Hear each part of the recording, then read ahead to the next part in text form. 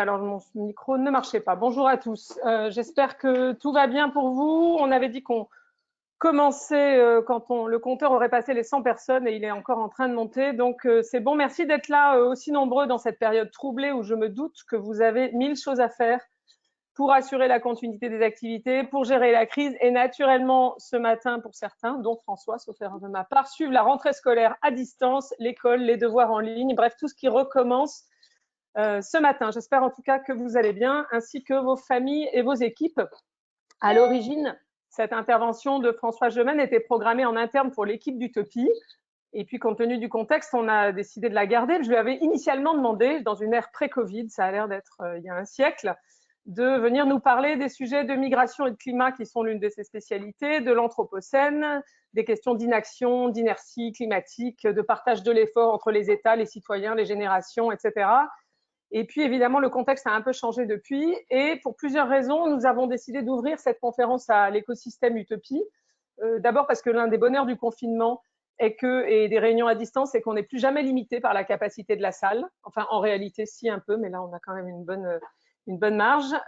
Et ensuite, et surtout dans les nombreuses tribunes et interviews personnellement que j'ai lues ces dernières semaines, sur le sens de ce que nous traversons en ce moment, sur les ponts à faire ou pas entre le Covid et le climat. J'ai trouvé que celle de François était assez systématiquement, et je le lui ai dit d'ailleurs, les plus pertinentes, les plus réfléchies, les plus intéressantes. Donc, on a décidé de maintenir cette conférence pour l'équipe d'Utopie, mais aussi de l'élargir donc à l'écosystème et d'élargir aussi, évidemment, les thèmes de son intervention. Donc, on a discuté un peu en amont avec François de cette intervention et on s'est dit que clairement, il y avait à aborder la crise du Covid et les perspectives pour le climat et l'action climatique. Évidemment, l'anthropocène, ses significations politiques, notamment l'articulation court terme, long terme, qui prend une saveur toute particulière en ce moment.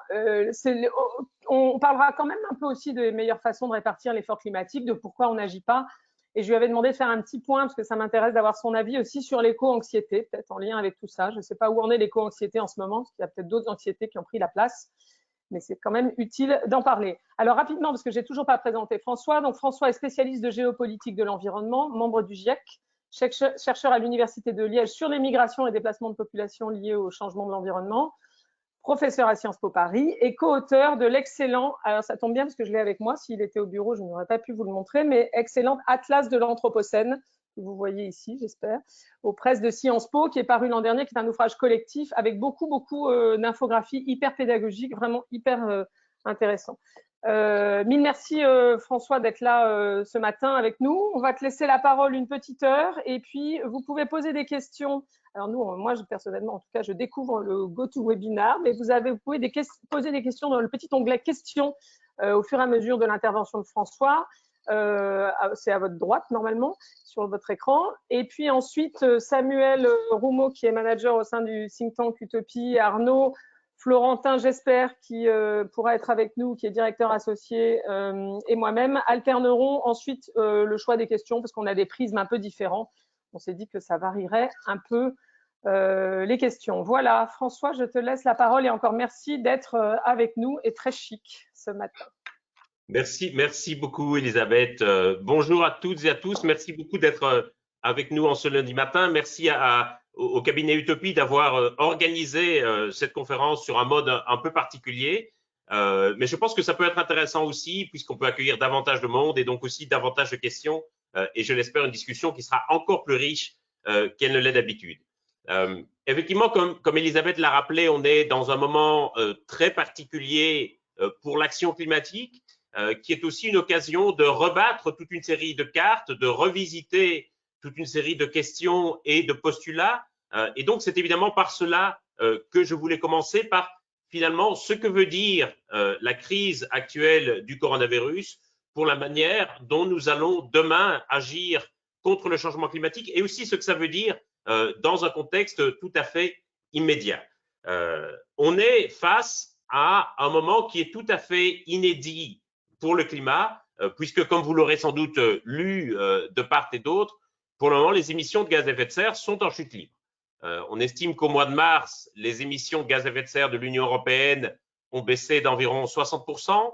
Le trafic aérien est réduit de 2/3 environ.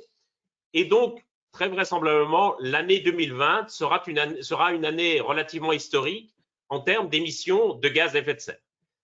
Ça veut dire, et je crois que c'est important de le réaliser, ça veut dire que nous allons dépasser les objectifs de l'accord de Paris. Vraisemblablement, l'accord de Paris imposait pour tenir le cap des 1,5 degré d'augmentation maximale de la température, ça impliquait une réduction d'environ 7% de nos émissions de gaz à effet de serre chaque année. Très vraisemblablement, on sera au-delà de cela cette année. Ça veut dire que l'effet d'une politique sanitaire aura été beaucoup plus important que toutes les politiques climatiques qu'on a menées jusqu'ici.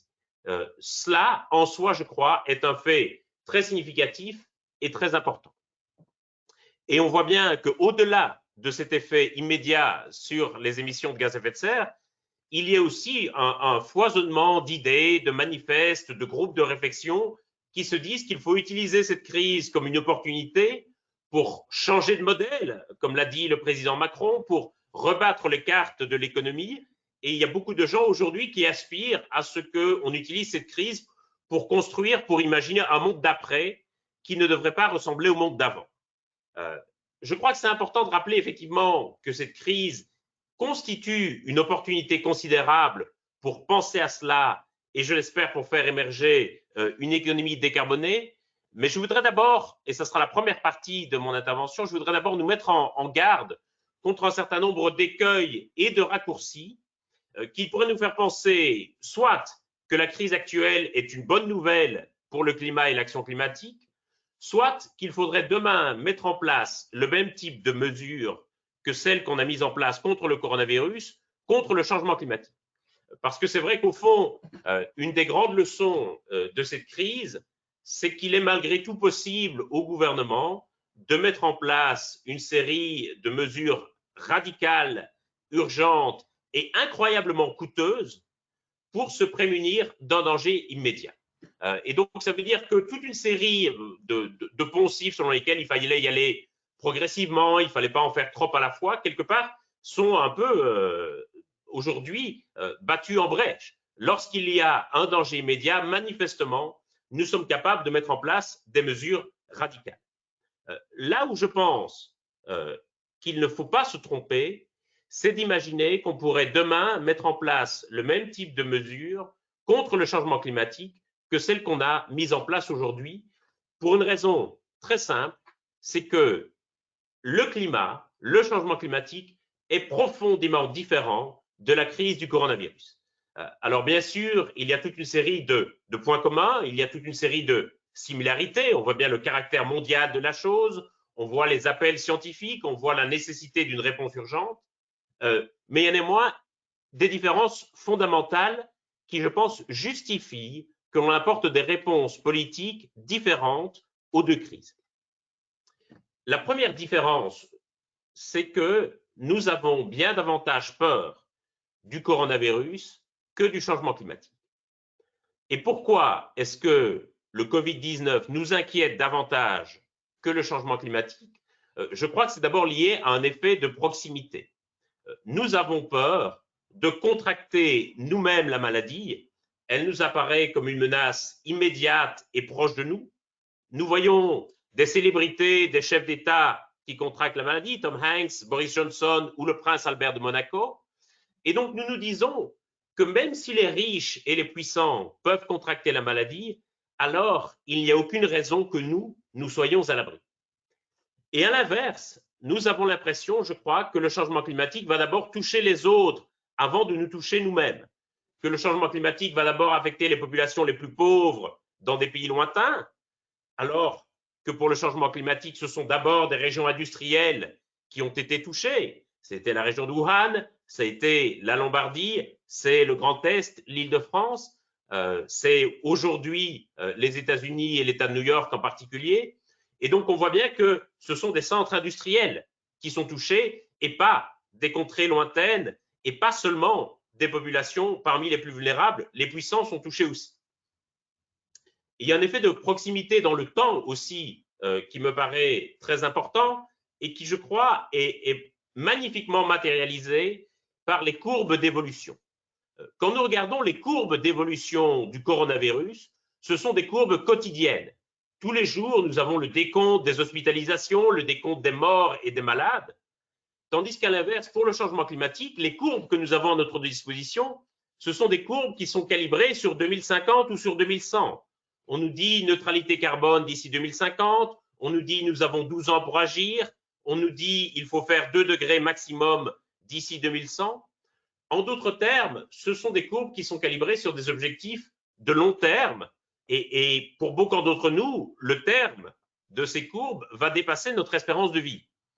Et donc, si le changement climatique nous apparaît comme relativement lointain dans le temps, alors que pourtant il est déjà présent, c'est aussi, je crois, parce que les courbes et les modèles sont calibrés sur des objectifs de long terme qui ne parlent pas suffisamment aux gens. Et ici, je pense que nous devons reconnaître une erreur collective, nous chercheurs, c'est d'avoir sans doute trop insisté sur le point d'arrivée sans avoir insisté suffisamment sur le chemin pour y parvenir.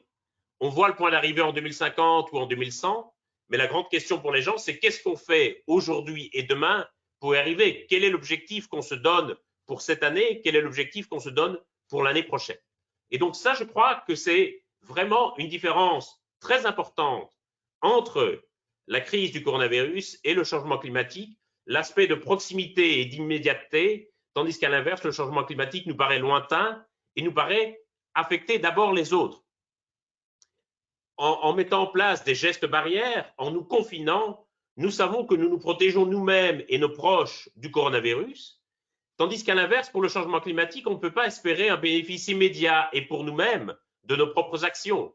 On sait que le bénéfice se fera sentir dans plusieurs dizaines d'années et que ce sont avant tout les populations les plus vulnérables qui en profiteront. Personne n'imagine vraiment que Tom Hanks ou Boris Johnson ou Albert de Monaco puissent demain être les premières victimes du changement climatique. Ça n'aurait pas de sens.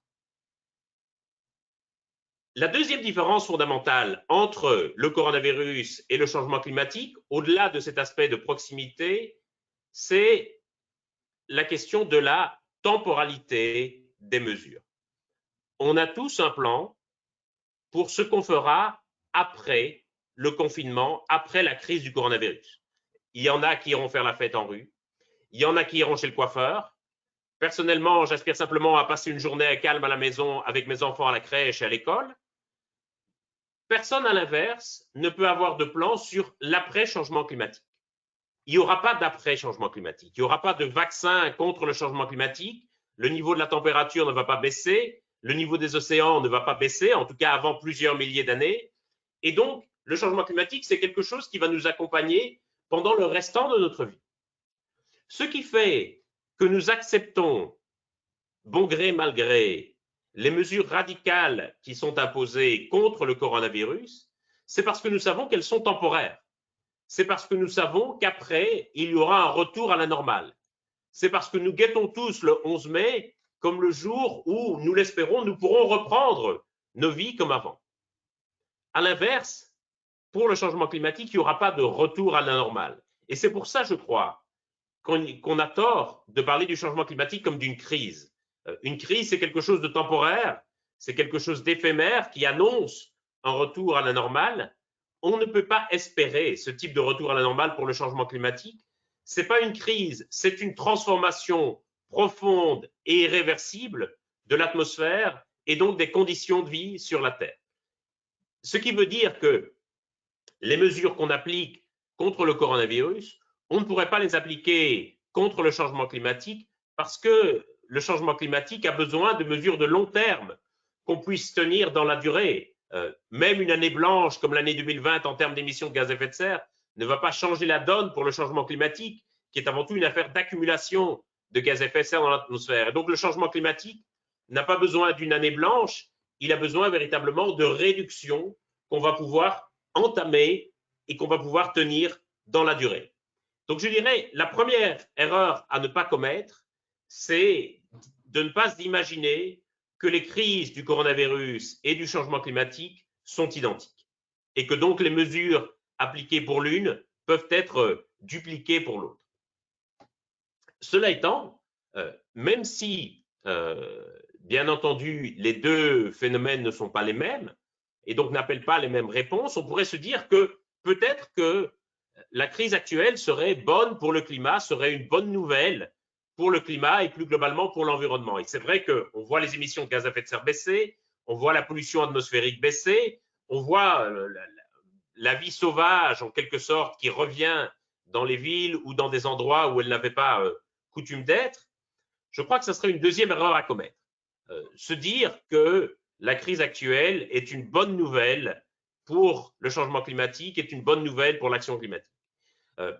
D'abord parce que je pense qu'en termes de communication, c'est un message qui est tout à fait inaudible aujourd'hui pour les familles qui luttent face à la maladie, pour les personnels qui sont en première ligne, et que quelque part, ça pourrait apparaître comme choquant, voire indécent pour ces familles, si nous donnions l'impression, au fond, de nous réjouir d'une crise sanitaire pour le climat. Et je pense en réalité qu'il y a des risques très profonds et encore largement sous-estimés que cette crise soit une bombe à retardement pour le climat. Donc, si vous en êtes d'accord, on va commencer par regarder le verre à moitié vide et puis je verrai quelles sont les opportunités aussi que cette crise amène pour le climat. Mais d'abord, le verre à moitié vide avant de le voir à moitié plein. 4 risques en particulier pour l'action climatique. Le premier risque, c'est que la crise ne soit suivie d'un effet de rebond. On sait qu'après ce type de crise, les émissions de gaz à effet de serre ont toujours tendance à rebondir parce qu'il y a un phénomène qu'on appelle la pollution de rétention. En d'autres termes, il y a un effet de rattrapage qui se produit une fois que l'activité économique est relancée. On avait vu par exemple après la crise économique et financière de 2008-2009 que les émissions avaient bondi d'environ 6% entre 2009 et 2010. En d'autres termes, en 2010, les émissions avaient rebondi à un niveau beaucoup plus haut que leur niveau d'avant la crise. Et il est probable que ce soit à nouveau le cas cette fois-ci et que quelque part, une fois que nous serons sortis du confinement, une fois que la crise sera derrière nous, que nos émissions de gaz à effet de serre repartent à un niveau supérieur à celui qu'elles avaient avant. Alors, certains économistes font néanmoins l'hypothèse, vous me direz si c'est une version optimiste ou pas, font néanmoins l'hypothèse que la crise actuelle engendre une récession de très longue durée et que du fait de cette récession, les émissions de gaz à effet de serre ne puissent pas rebondir au niveau d'avant la crise et qu'en quelque sorte, l'année 2019 représente une année de pic des émissions et que 2010 n'entame un déclin progressif en raison d'une récession économique qui s'étalerait sur plusieurs années. Ce qui voudrait dire qu'il faudrait presque souhaiter une récession économique pour que nous ayons atteint le pic des émissions en 2019. Que les émissions reviennent à un niveau supérieur ou inférieur, en tout cas, il y a consensus pour dire qu'il y aura un phénomène de rebond, que bien entendu, les émissions vont repartir à la hausse après la crise. Le deuxième risque, je pense qu'il tient au plan de relance que les gouvernements vont mettre en œuvre pour relancer l'activité économique. On sait bien que les gouvernements vont devoir injecter dans l'économie des milliards d'euros, de dollars et de yuan pour que l'économie reprenne, pour sauver un certain nombre d'entreprises de la faillite. Vous aurez vu que le gouvernement français a déjà injecté 20 milliards d'euros dans des entreprises qui étaient en grande difficulté et en risque de faillite à la fin de la semaine dernière. Tous les gouvernements vont devoir faire pareil. Ce qui veut dire que les gouvernements vont retrouver là un outil de planification économique comme ils n'en avaient plus connu depuis très très longtemps. J'ai envie de dire que c'est quasiment depuis le début de la mondialisation que les gouvernements se plaignent d'avoir perdu les rênes de l'activité économique et disent que quelque part, ils n'ont plus la main sur la planification économique. Là, pour la première fois depuis au moins 20 ans, ils vont reprendre la main sur l'activité économique. Ils vont avoir à disposition un outil qui va leur permettre de planifier l'activité économique dans leur pays. Et la grande question, c'est évidemment de savoir ce qu'ils vont en faire. Qu'est-ce qu'ils vont planifier? Est-ce qu'ils vont utiliser cet outil pour essayer de faire émerger une économie post-carbone? Ou au contraire, est-ce qu'ils vont utiliser cet outil pour remettre une pièce dans la machine et relancer l'économie comme avant?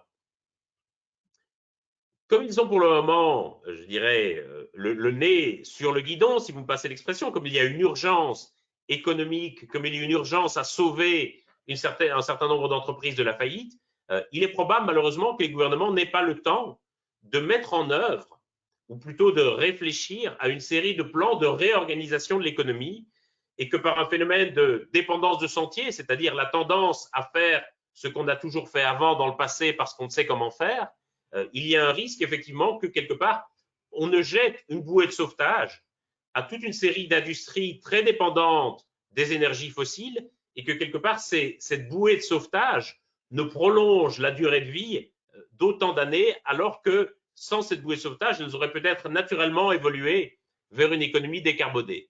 Et donc, je crois qu'il y a là un vrai risque avec ces plans de relance de l'économie que quelque part, on ne prolonge la vie de l'économie carbonée et que cela ne retarde d'autant l'émergence d'une économie décarbonée.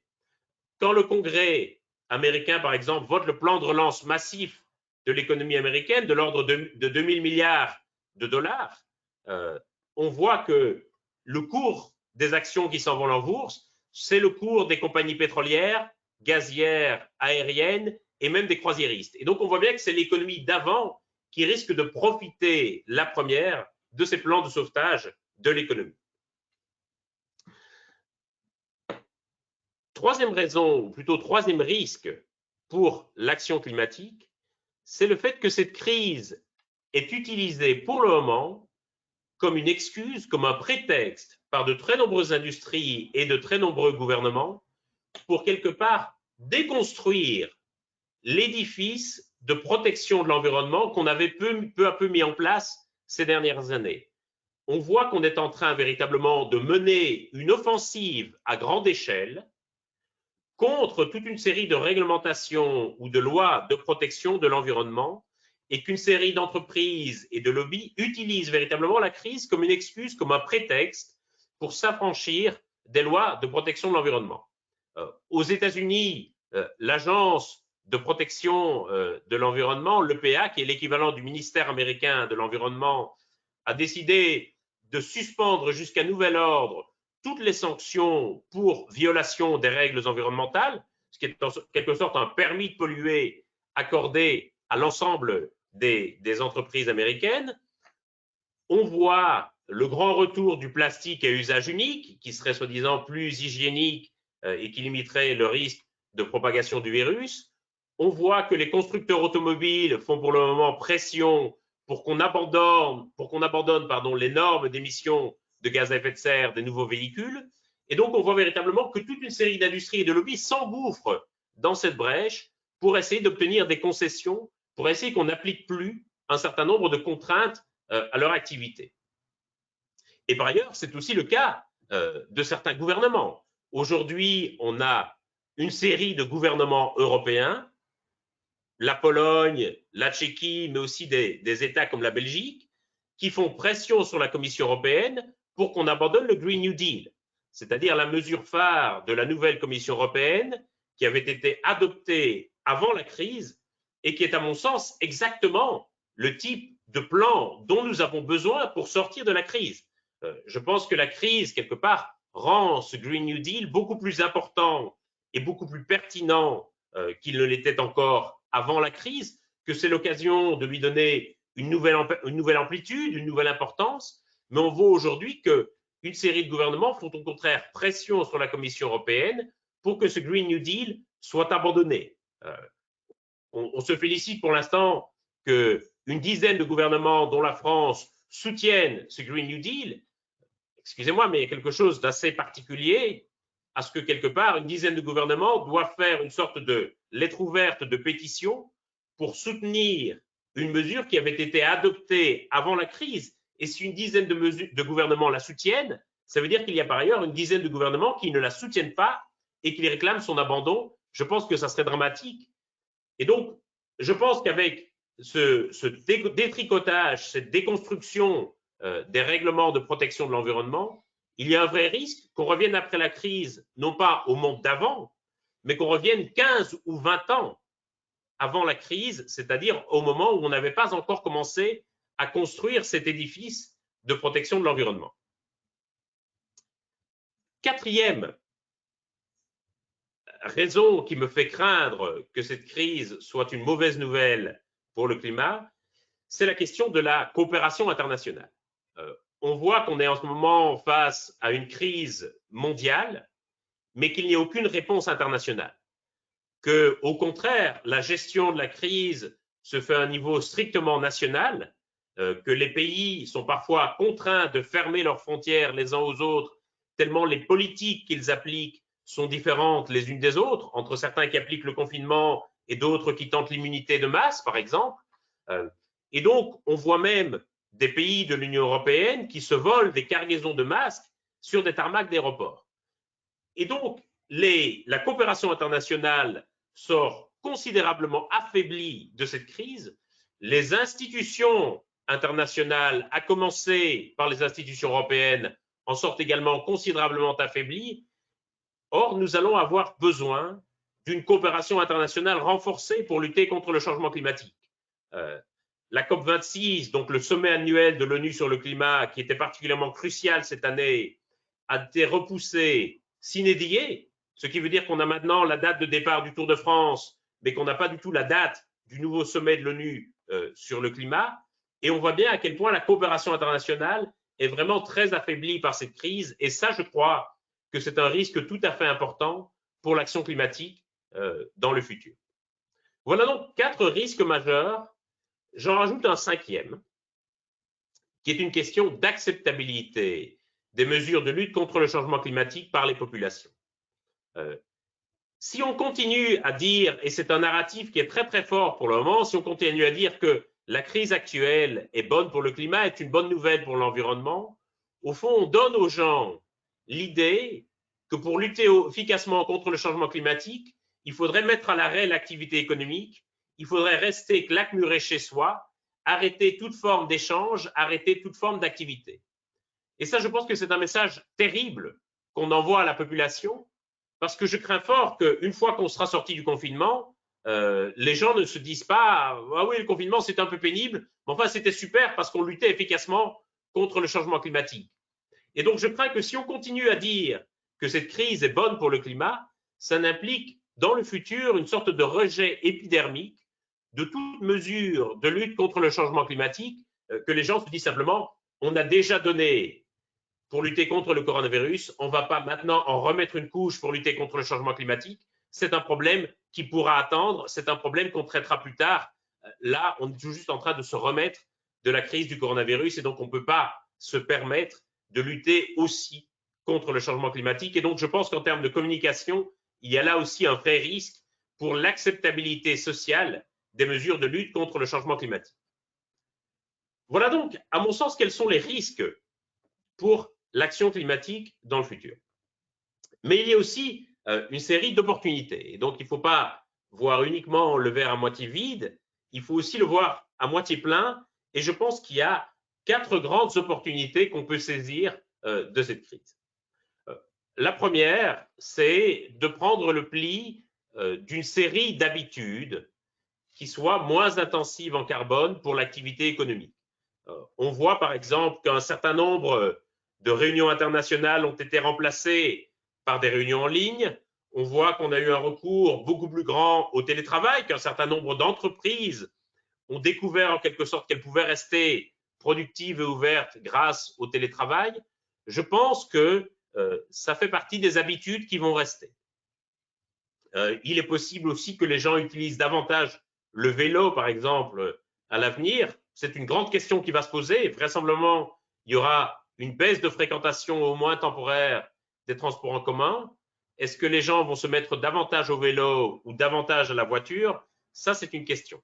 Mais en tout cas, je pense qu'il y a un certain nombre d'habitudes, un certain nombre de plis qui vont rester après la crise. Et quelque part, nous avons intérêt à tirer dès à présent le bilan de ce qui nous a paru insupportable ou difficile à vivre pendant le confinement, et par contre, ce qui nous a paru plutôt enrichissant. Et je pense que certains ont aussi utilisé quelque part cette période pour revenir à une certaine forme d'essentiel, pour quelque part redéfinir quelles étaient les priorités dans leur vie ou dans leur activité. Ça, je pense que ce sont des choses qui vont rester, à commencer par une forme de conscientisation de l'impact des activités économiques sur l'environnement. En quelque sorte, nous faisons pour le moment l'expérience en temps réel de ce que les études scientifiques et de ce que les modèles nous montraient, c'est-à-dire l'impact de l'activité économique sur l'environnement. Je pense quand même qu'il y a un choc de pédagogie qui va être amené par cette crise. Et ça, c'est sans doute la première opportunité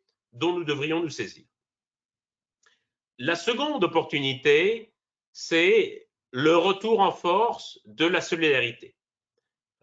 Si on veut y réfléchir profondément, il faut se rendre compte que quand on voit le taux de mortalité qui est beaucoup plus important chez les personnes âgées, chez les personnes fragiles que chez les personnes jeunes et en bonne santé, on se dit finalement, nous sommes en train d'arrêter notre activité, nous sommes en train de mettre à l'arrêt l'économie pour protéger avant tout les plus faibles, les plus fragiles, les plus âgés dans la société. Et cela en soi est une démonstration assez remarquable de la solidarité dans nos sociétés. Nous sommes au fond capables de provoquer nous-mêmes une crise économique pour épargner des vies. Et cela en soi, je crois que c'est une leçon assez remarquable quelque part que nous nous donnons à nous-mêmes. La grande question pour le changement climatique, ce sera de savoir si nous sommes demain capables de projeter cette solidarité que nous mettons en œuvre à l'intérieur de nos frontières nationales, si nous serons capables de la projeter au-delà de nos frontières nationales, si nous serons capables de réaliser que les plus faibles, les plus vulnérables à protéger du changement climatique, eh bien, ils se trouvent à l'extérieur de nos frontières nationales. Et donc, je pense, j'espère, que nous pourrons nous appuyer sur cette solidarité assez extraordinaire au sein de nos frontières pour la projeter demain au-delà de nos frontières. C'est la deuxième opportunité. La troisième opportunité, je crois, c'est que nous sommes en train de retrouver le sens du commun et le sens de l'État. On voit une certaine forme de requalification, au moins symbolique et morale, de ce que sont les travailleurs essentiels, les travailleurs de première ligne. On voit l'importance nouvelle qui est donnée aux services publics et qui va sans doute amener, je l'espère, un réinvestissement dans les services publics. Je pense qu'il y a culturellement, psychologiquement, un retour au sens du commun, de ce qui nous relie ensemble les uns aux autres. Et là encore, j'espère que nous pourrons projeter au-delà de nos frontières ce sens du commun, puisque ce qui nous relie profondément les uns aux autres, au-delà de nos frontières, c'est le fait que nous sommes tous et toutes habitantes et habitants de cette planète, que nous sommes toutes et tous terriennes et terriens. J'espère que ce sens du commun, nous allons pouvoir le retrouver et le projeter après la crise. Et puis, la quatrième opportunité, c'est évidemment celle d'une remise à plat de notre modèle économique, de notre modèle de développement. Ça a été suggéré dans certains discours politiques. Il y a aujourd'hui un très grand nombre de groupes, de think tanks, d'initiatives, de partis politiques qui font des propositions pour ce monde d'après. Il y a même des émissions à la télévision sur ce monde d'après et on sent qu'il y a une certaine forme d'aspiration profonde, à la fois à voir émerger ce monde d'après, mais il y a aussi une forme d'aspiration tout aussi profonde chez une grande partie de la population à retrouver le monde d'avant, à reprendre simplement son activité, à retrouver son commerce, à retrouver ses collègues, simplement pour beaucoup à retrouver du travail. Et donc, il va y avoir, je dirais, deux forces qui vont s'opposer, une aspiration à inventer un monde d'après et une aspiration à retrouver un monde d'avant. Le grand défi, c'est de voir comment nous allons pouvoir rendre désirable ce monde d'après et comment toute une série de plans de relance économique aussi peuvent contribuer à faire émerger ce monde d'après. Pour le moment, j'ai envie de dire que ça peut basculer d'un côté ou de l'autre, ça peut basculer dans le verre à moitié vide ou dans le verre à moitié plein, et ça sera sans doute très important que la société civile se fasse entendre pour que les choses basculent du bon côté, pour que les choses basculent du côté du verre à moitié plein. Donc voilà, je veux vraiment insister sur ces opportunités sans minimiser les risques et les écueils. Il faut bien réaliser qu'il y aura énormément de forces contraires qui vont utiliser cette crise pour essayer de nous ramener en arrière. Le grand défi, ça va être celui de nous projeter à la fois en avant, dans le futur, et au-delà de nos frontières. Et sur ce point, je pense qu'un concept qui peut nous aider à cela, c'est le concept d'anthropocène. L'anthropocène, c'est un mot que vous avez peut-être déjà lu, que vous avez peut-être déjà croisé, et qui désigne en fait tout simplement la nouvelle période géologique dans laquelle nous serions entrés de la vie de très nombreux géologues.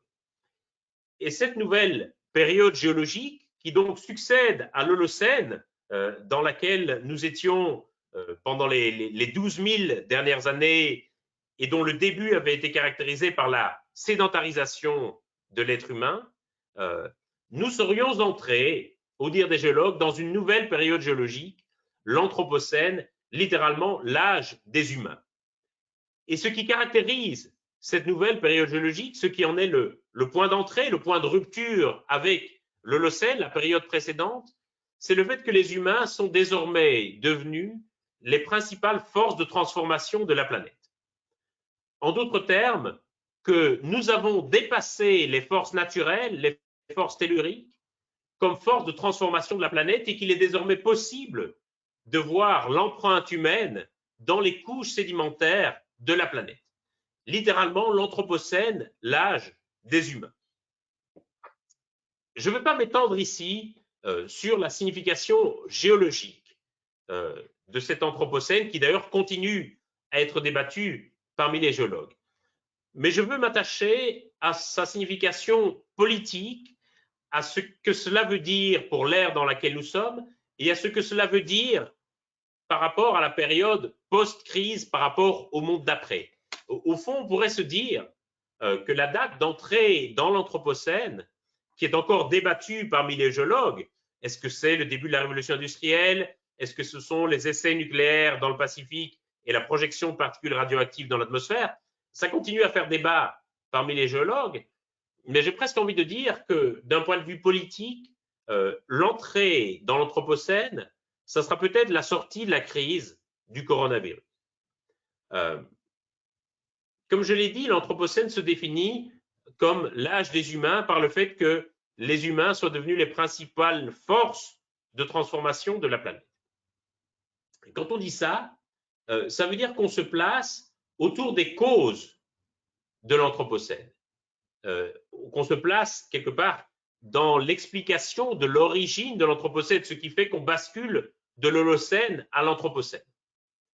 Aujourd'hui, la grande question, c'est pas tellement de savoir ce qui nous fait basculer de l'Holocène à l'Anthropocène. C'est quelque chose qui est passé, c'est quelque chose sur lequel on ne reviendra plus, c'est une transformation irréversible. Je crois qu'aujourd'hui, le véritable enjeu, c'est de savoir comment nous allons pouvoir gouverner l'Anthropocène. Et le problème, c'est que nous sommes littéralement face à une terre nouvelle que nous essayons toujours de gouverner ou de naviguer avec des cartes qui nous viennent de l'Holocène, qui nous viennent de la période précédente, qui nous viennent d'une période où l'on séparait encore la Terre et le monde, où on considérait que la Terre était en quelque sorte l'astre sur lequel nous habitions, qui était gouverné par les lois des sciences naturelles, par la physique, par la biologie, par la chimie, et que de l'autre côté, nous avions le monde qui était en quelque sorte l'organisation politique et sociale de la Terre, qui lui n'était plus gouverné par les lois des sciences naturelles, mais était gouverné par les lois des sciences humaines et sociales, qui étaient gouvernées par le droit, par l'économie, par la sociologie, par la psychologie, etc. Et nous fonctionnions, nous raisonnions comme si rien de ce qui se passait dans le monde ne pouvait avoir d'influence sur la Terre, comme si les sciences naturelles, les sciences de la Terre étaient complètement séparées, étaient complètement distinctes des sciences humaines et sociales.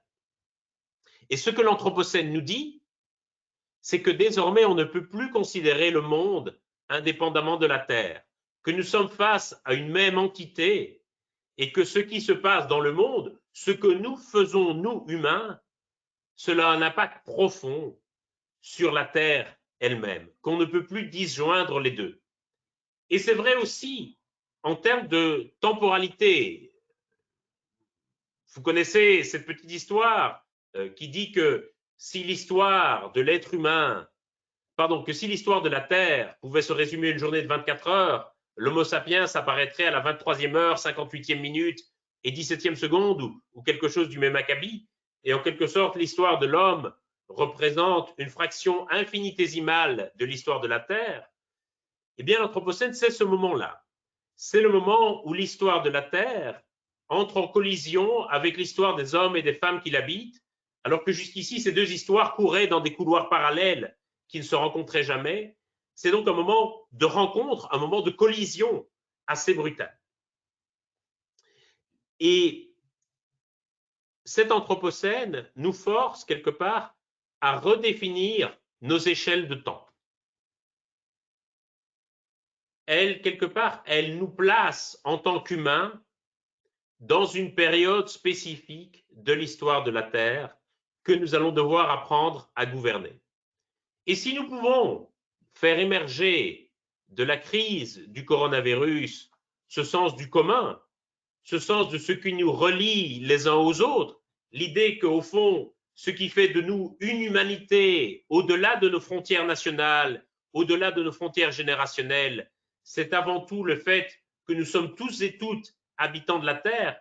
À ce moment-là, je pense que si nous retrouvons ce sens du commun, je pense que nous aurons une boussole précieuse pour naviguer dans l'Anthropocène et que quelque part, à ce moment-là, nous pourrons considérer aussi que l'Anthropocène n'est pas juste un problème, mais est aussi qu'en quelque sorte une forme de solution que nous pourrons voir positivement, le fait que nous soyons entrés dans l'âge des humains qui annonce peut-être une forme de redéfinition de nos rapports à la Terre et aux vivants.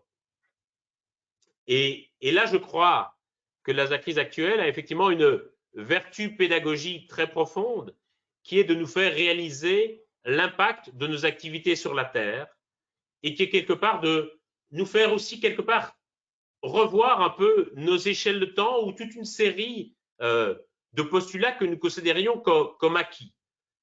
Notamment, et là je crois que c'est peut-être le plus important, c'est que nous réalisons, parce que nous savons que l'origine du coronavirus, plutôt du Covid-19, c'est une transmission des animaux sauvages à l'homme. Il y a encore toute une série de recherches qui sont menées pour savoir si c'est plus exactement la chauve-souris ou le pangolin, mais il y a en tout cas une certaine forme de consensus scientifique pour dire que cette maladie, le Covid-19, c'est une zoonose, c'est-à-dire une maladie qui est transmise de l'animal à l'homme.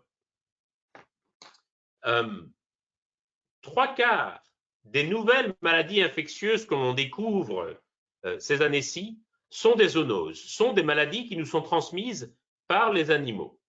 Que ce soit Zika, que ce soit Ebola, que ce soit la grippe aviaire, que ce soit la grippe H1N1 ou le VIH, toutes ces maladies infectieuses sont des zoonoses, nous ont été transmises par les animaux.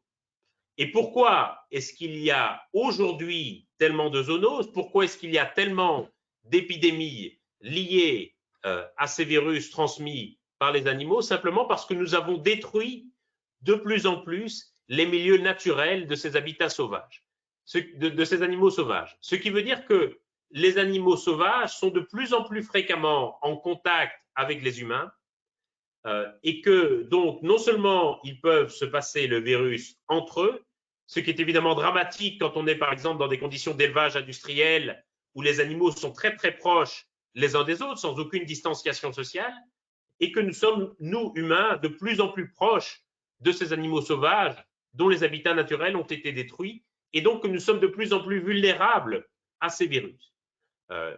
Et donc on se rend compte effectivement que la destruction de la biodiversité a des conséquences non seulement pour les autres animaux, pour le vivant en dehors de nous, mais a des conséquences aussi pour nous-mêmes, pour notre santé.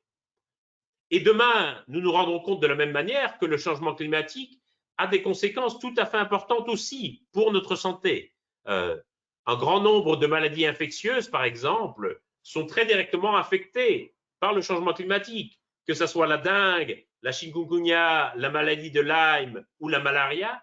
Voilà des maladies infectieuses qui vont être complètement transformées par le changement climatique parce que les conditions de température ou d'humidité vont changer et que donc, quelque part, les agents vecteurs de ces maladies, notamment des tiques ou des moustiques, vont quelque part coloniser d'autres régions et que nous allons être de plus en plus vulnérables à ces maladies. Sans compter le possible scénario catastrophe où le pergélisol en Sibérie, en Arctique et au Canada fondrait, c'est-à-dire la couche du sous-sol qui est gelée en permanence et qui, on le sait, recèle un grand nombre de bactéries et de virus qui nous sont encore inconnus. Si cela venait à fondre, eh bien, ces virus et ces bactéries seraient aussi relâchés dans la nature. En d'autres termes, nous faisons l'expérience en temps réel du fait que la destruction de l'environnement n'est pas juste une menace pour la Terre, mais aussi une menace pour le monde. En d'autres termes, que nous, humains, sommes directement affectés et que donc ce n'est pas juste un problème d'environnement, mais que c'est aussi, par exemple, un problème de santé publique et que c'est aussi un problème de migration, que c'est aussi un problème de développement, aussi un problème de sécurité. En quelque sorte, tous les grands enjeux du XXIe siècle, tous ceux sur lesquels nous devons travailler politiquement, tous ces grands enjeux seront profondément affectés par la destruction de l'environnement, par la perturbation des écosystèmes. Et je crois qu'il y a un choc pédagogique en ce moment. Nous en faisons malheureusement l'expérience en temps réel. C'est vrai, en particulier pour les migrations. Aujourd'hui, on sait que la question des migrations est une question de débat essentiel dans l'espace public. On sait à quel point c'est un sujet de tension, de débat et de polémique dans nos sociétés. Ce qu'on ne veut pas voir encore, c'est le fait qu'aujourd'hui, un des facteurs premiers de migration et de déplacement dans le monde, c'est le changement climatique. C'est le fait que de plus en plus de gens doivent quitter leur terre, soit en raison de destruction brutale de leur environnement, notamment les catastrophes naturelles qui sont liées aux conditions hydroclimatiques, des inondations, des sécheresses, des ouragans qui déplacent environ 20 à 25 millions de personnes chaque année, mais également des destructions plus lentes de leur environnement, la hausse du niveau des mers ou la dégradation des sols. Je commence par ceux qui sont déplacés par des dégradations brutales de leur environnement. On sait que l'année 2019, notamment suite aux incendies en Amazonie et en Australie, aura été une année record en termes de déplacement. On peut s'attendre sans doute à ce que plus de 30 millions de personnes aient été déplacées en 2019 à cause de catastrophes naturelles, ce qui veut dire qu'il y a chaque année davantage de personnes déplacées par des catastrophes naturelles que de personnes déplacées par des crises, des violences et des guerres, par exemple. On estime que chaque année, il y a autour de 9 à 10 millions de personnes qui sont déplacées par des guerres et par des violences. Il y en a 2 à 3 fois plus qui sont déplacées chaque année par des catastrophes naturelles. Et par ailleurs, il y a aussi un grand nombre de personnes, on le sait, qui sont déplacées par la dégradation des sols ou la hausse du niveau des mers. Et là, on est face à des migrations qui sont beaucoup plus espacées dans le temps et dans l'espace, qui souvent ne sont pas comptabilisées par les agences statistiques et qui sont vraiment étalées en plusieurs étapes dans le temps. Par exemple, on constate, notamment en Afrique subsaharienne, de plus en plus de gens qui doivent quitter les campagnes pour se déplacer vers les villes, simplement parce que les familles ne disposent plus d'un revenu suffisant à cause de leurs récoltes qui sont amoindries d'année en année. On sait qu'environ la moitié des ménages en Afrique subsaharienne dépendent directement de l'agriculture de subsistance comme première source de revenus. Cette agriculture de subsistance, on sait qu'elle est extraordinairement vulnérable à toute variation de la température ou de la pluviométrie, ce qui veut dire que dès que la température ou que les précipitations sont un peu différentes de la normale, on sait que les récoltes sont quasiment perdues. Ce qui veut dire que ces familles doivent de plus en plus envoyer un de leurs fils en ville dans l'espoir que ce jeune homme trouve un travail et puisse fournir à la famille un revenu complémentaire. Mais aujourd'hui, les villes africaines ne sont plus guère en mesure d'absorber cet exode rural. Et donc, c'est là où toute une série de trafiquants et de passeurs ont compris qu'il y avait un business important et vont proposer à ces jeunes hommes de travailler pour eux en échange d'un salaire qu'ils pourront envoyer à leur famille.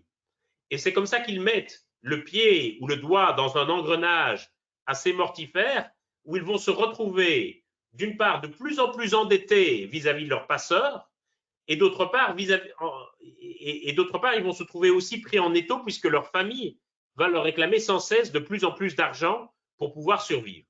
Et c'est comme ça qu'ils vont, pour beaucoup, entamer un long périple à travers le continent africain, qui vont parfois arriver en Libye, qui est aujourd'hui devenu littéralement un camp de concentration à ciel ouvert pour les migrants d'Afrique subsaharienne, où ils sont torturés, volés, violentés, violés, parfois vendus comme esclaves sur des marchés, et où pour beaucoup, parfois, la fuite vers l'Europe va représenter la seule porte de sortie envisageable. Et quand ils arrivent en Europe, on va considérer aveuglément qu'en fait l'Europe était leur première destination alors qu'ils n'avaient jamais eu l'intention au départ de venir en Europe, et on va les traiter comme des migrants économiques parce qu'on va considérer qu'ils viennent d'un pays qui n'est pas en guerre.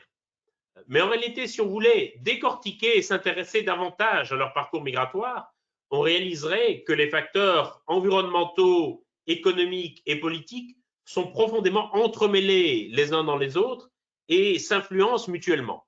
Et en fait, une partie des migrants qu'on appelle migrants économiques et qui arrivent ces temps-ci et qui continuent à arriver sur les côtes européennes, on pourrait tout aussi bien les appeler migrants écologiques ou migrants environnementaux. Et donc, en réalité, c'est parce que nous ne l'avons pas encore réalisé, mais le changement climatique est aussi un des principaux facteurs de migration. Nous réalisons en quelque sorte, à la faveur de la crise du coronavirus, l'impact de la destruction de l'environnement sur la santé publique. Nous n'avons pas encore pleinement réalisé son impact sur les migrations, sur les problématiques de développement, sur l'agriculture, sur la sécurité, etc. Et j'aime à croire, quelque part, que cette crise est une vertu pédagogique et nous permet de réaliser que la destruction de l'environnement, ce n'est pas juste une question d'environnement. C'est une question qui vraiment affecte tous les grands enjeux politiques, économiques et sociaux du XXIe siècle.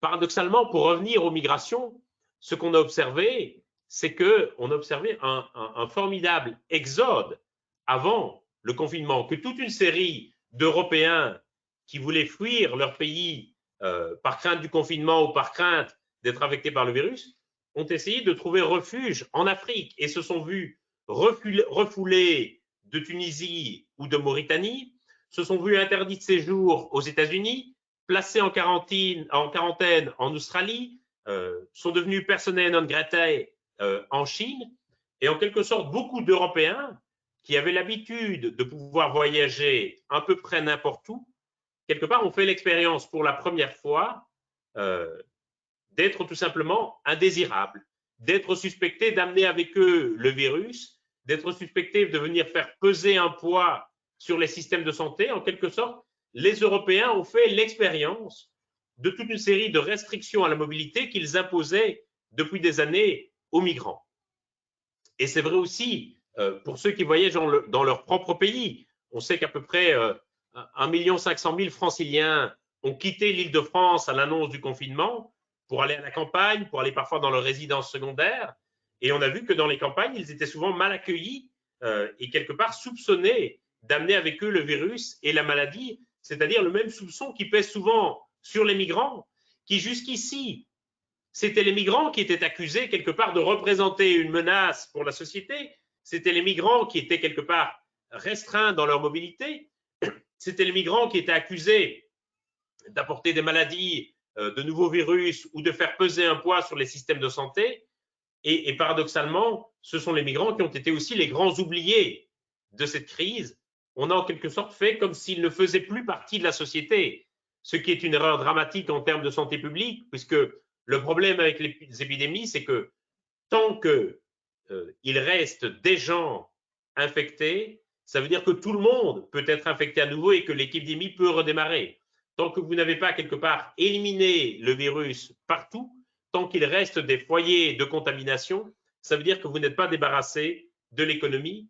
Et donc là encore, peut-être que cette crise aura des vertus pédagogiques par rapport aux migrations et que quelque part, je doute fort que le discours qu'on entendait beaucoup avant contre les migrations en disant que ces gens qui fuient leur pays en guerre, pourquoi est-ce qu'au fond, pourquoi est-ce qu'ils ne restent-ils pas Pourquoi est-ce qu'ils n'organisent pas la résistance? Pourquoi est-ce qu'ils ne se battent pas? Pourquoi est-ce qu'ils ne se battent pas pour leur pays?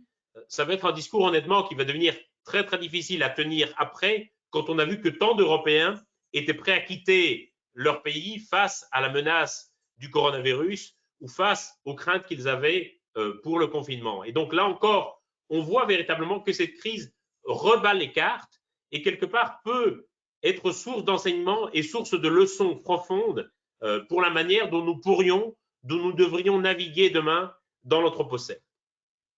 Et je crois que malgré les risques et les écueils que j'ai énoncés, je pense qu'il y a beaucoup de leçons à en tirer et que malgré tout, nous pouvons essayer quelque part de travailler une certaine forme d'optimisme. Souvent, on me demande si je suis optimiste ou pessimiste face à notre capacité à limiter demain le changement climatique. Et je réponds toujours que, en fait, nous n'avons plus le luxe de nous demander si nous pouvons être optimistes ou pessimistes. J'ai envie de dire qu'il faut le faire et voilà tout. Quelque part, les passagers du Titanic n'avaient pas non plus le luxe de se demander s'ils étaient optimistes ou pessimistes par rapport à leur chance de survie. Il fallait qu'ils essaient d'attraper un canot et de sauver leur vie. Et je pense que par rapport à cette sorte d'éco-anxiété qui, quelque part, s'était installée chez beaucoup d'activistes, chez beaucoup de militants, chez beaucoup de chercheurs, chez beaucoup d'acteurs qui essayaient d'inventer et de construire le monde de demain, je comprends les raisons de cette éco-anxiété. Je comprends quelque part les raisons qu'on puisse avoir parfois de désespérer et de baisser les bras. Mais je pense qu'il y a dans la crise actuelle, quelque part, les ressorts, quelque part, d'une nouvelle énergie. Parce que la manière dont nous gérons la crise actuelle doit, je crois, nous conduire à revoir les objectifs que nous nous donnions. Pour le changement climatique, on se donne des objectifs de long terme, de neutralité carbone à 2050, de plus 2 degrés ou plus 1,5 degré maximum à 2100. Et quelque part, nous vivons quelque part les yeux rivés sur ces objectifs et tout ce qui nous éloigne ou nous détourne de ces objectifs, tous les écueils que j'évoquais sont souvent des raisons d'anxiété, sont souvent des raisons de pessimisme et parfois de désespérance pour ceux qui travaillent à cela. Par rapport à la crise que nous vivons, pour le moment, on ne peut plus se donner ce type d'objectif. Aucun gouvernement ne peut se dire, bon allez, je vais essayer de limiter à 10 000 morts maximum, et si je fais 10 000 morts, ça sera bien. L'objectif, c'est d'en faire le plus possible. Les soignants qui sont en première ligne, tous ceux qui essayent de parer au plus pressé, eh bien, ils sont dans une logique où ils essayent simplement d'en faire le plus possible, de sauver un maximum de vies. Et j'ai envie de dire que quelque part, il faut, pour le changement climatique, que nous placions dans cette logique de l'action et de maximisation. Il ne faut pas se demander s'il faut être optimiste ou pessimiste. Je pense qu'il faut avant tout essayer d'en faire le plus possible et de nous dire que tout ce que nous pourrons faire, quelles que soient les forces contraires, quels que soient les écueils, permettra de rendre la Terre, en quelque sorte, davantage habitable à certains. Le gros enjeu qui relie véritablement le Covid-19 et le changement climatique, c'est l'enjeu de garder la Terre respirable pour tous. Et je crois que la grande leçon de cette crise, c'est que nous devons essayer d'en faire le plus possible et qu'il y a malgré tout, malgré les écueils, malgré la puissance des forces contraires, je crois qu'il y a de puissantes raisons d'espérer et de grandes leçons à tirer de cette crise. La plus grande, c'est sans doute la nécessité d'en faire un maximum. Et donc, j'espère que cette crise, au moment où nous en sortirons, où nous reprendrons nos activités, j'espère qu'elle pourra aussi nous donner une sorte d'énergie nouvelle en ayant vu ce que nous étions capables de faire quand nous essayions de maximiser nos objectifs, quand nous essayons d'en faire le plus possible, d'en faire le maximum. Voilà. Et je vais m'arrêter ici de manière à ce que nous ayons suffisamment de temps pour les questions. Merci beaucoup pour votre attention. J'espère que je n'ai été ni trop long, ni trop rapide. Merci.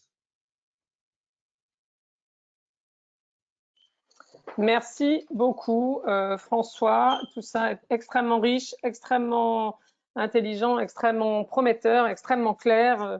Ça ouvre plein de questions qu'on a déjà.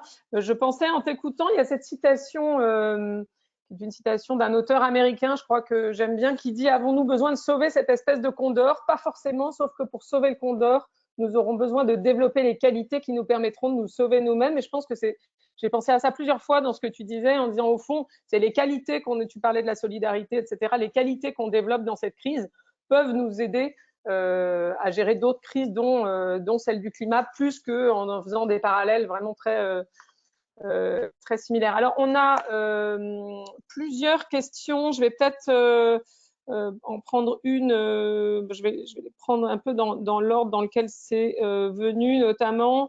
Arthur disait, on commence à parler pas mal du fait que l'État devrait demander des contreparties, des garanties aux entreprises, notamment aux secteurs les plus carbonés, hein, que tu as évoqués, en contrepartie des bouées de sauvetage, des plans de relance, etc. Est-ce que, alors on commence à voir certains États d'ailleurs hein, qui le font. J'ai vu l'Autriche avec Austrian Airlines, etc., qui commencent à poser un peu des jalons. Est-ce que ça te paraît réaliste et si oui, quelle contrepartie? Il y a eu beaucoup de débats en France autour de l'amendement de Mathieu Orphelin, etc. Oui. Qu'est-ce qui te paraît réaliste et quelle contrepartie on pourrait demander pour garantir que ces bouées de sauvetage, disait Arthur, ne partent pas dans une enfin ce que tu disais, un peu un retour même pas juste au monde d'avant, mais à 15 ou 20 ans en arrière? Tout à fait. J'aurais tendance à dire que peut-être la première garantie à leur demander, la première contrepartie à leur demander, peut-être au-delà même de contreparties environnementales qui parfois effectivement pourront représenter un poids supplémentaire et une charge au redémarrage de l'activité, donc qui reste d'être peu audible dans le débat, j'ai envie de le demander des sortes de contreparties fiscales en disant finalement si quelque part nous vous renflouons avec de l'argent public, c'est quelque part que vous devez aussi faire votre part pour la collectivité. Le Danemark, par exemple, vient de décider que les compagnies qui avaient leur siège dans des paradis fiscaux ou qui éludaient l'impôt n'auraient pas droit au plan de relance. Je pense que c'est quelque chose, je pense que c'est vraiment la première condition qu'on puisse exiger des compagnies, c'est que si elles bénéficient de l'argent public, elles prennent aussi leur juste part à l'impôt et quelque part leur juste part à la contribution de la collectivité, par exemple en abandonnant certaines niches fiscales, en abandonnant certains tours de passe-passe parfois pour éluder l'impôt. Ça, je pense que c'est vraiment une condition qu'on peut imposer. Pour ce qui est d'une série d'autres conditions environnementales, je dirais que ça va beaucoup dépendre de l'état de la compagnie et de la trésorerie qu'elle a devant elle. Pour certaines compagnies, il faut être conscient réalistement que si on impose quelque part davantage de contraintes environnementales, eh bien ça risque de handicaper le redémarrage immédiat et que c'est quelque chose sans doute qui va devoir venir dans un deuxième temps. Et je pense qu'il faut pouvoir jouer aussi sur la temporalité des conditionnalités. Et surtout, j'ai envie de dire que je pense qu'une stratégie que davantage de gouvernements et peut-être aussi d'organisations environnementales devraient adopter aujourd'hui, c'est d'augmenter leur participation au capital de ces entreprises. On sait que les valeurs boursières ont chuté d'environ 40 à 45%, c'est leur plus grosse chute depuis plusieurs dizaines d'années, ce qui veut dire que les prix des actions pour le moment sont très très bas et je crois qu'il y a une opportunité assez historique, non seulement pour les gouvernements, mais aussi pour des organisations environnementales, d'entrer au capital d'entreprises très carbonées, d'augmenter leur participation dans ce capital. Et c'est peut-être le moyen le plus sûr à long terme de peser sur les choix stratégiques de ces entreprises. Et donc, plutôt que de leur donner un chèque en blanc, je pense que ça serait sans doute une stratégie plus intéressante d'augmenter la participation au capital de manière à pouvoir peser sur les choix stratégiques de ces entreprises et à leur faire prendre le virage de l'économie décarbonée. En tout cas, c'est une stratégie que moi j'encouragerais de la part des gouvernements et de la part d'organisations financières, d'organisations environnementales qui ont certains moyens financiers.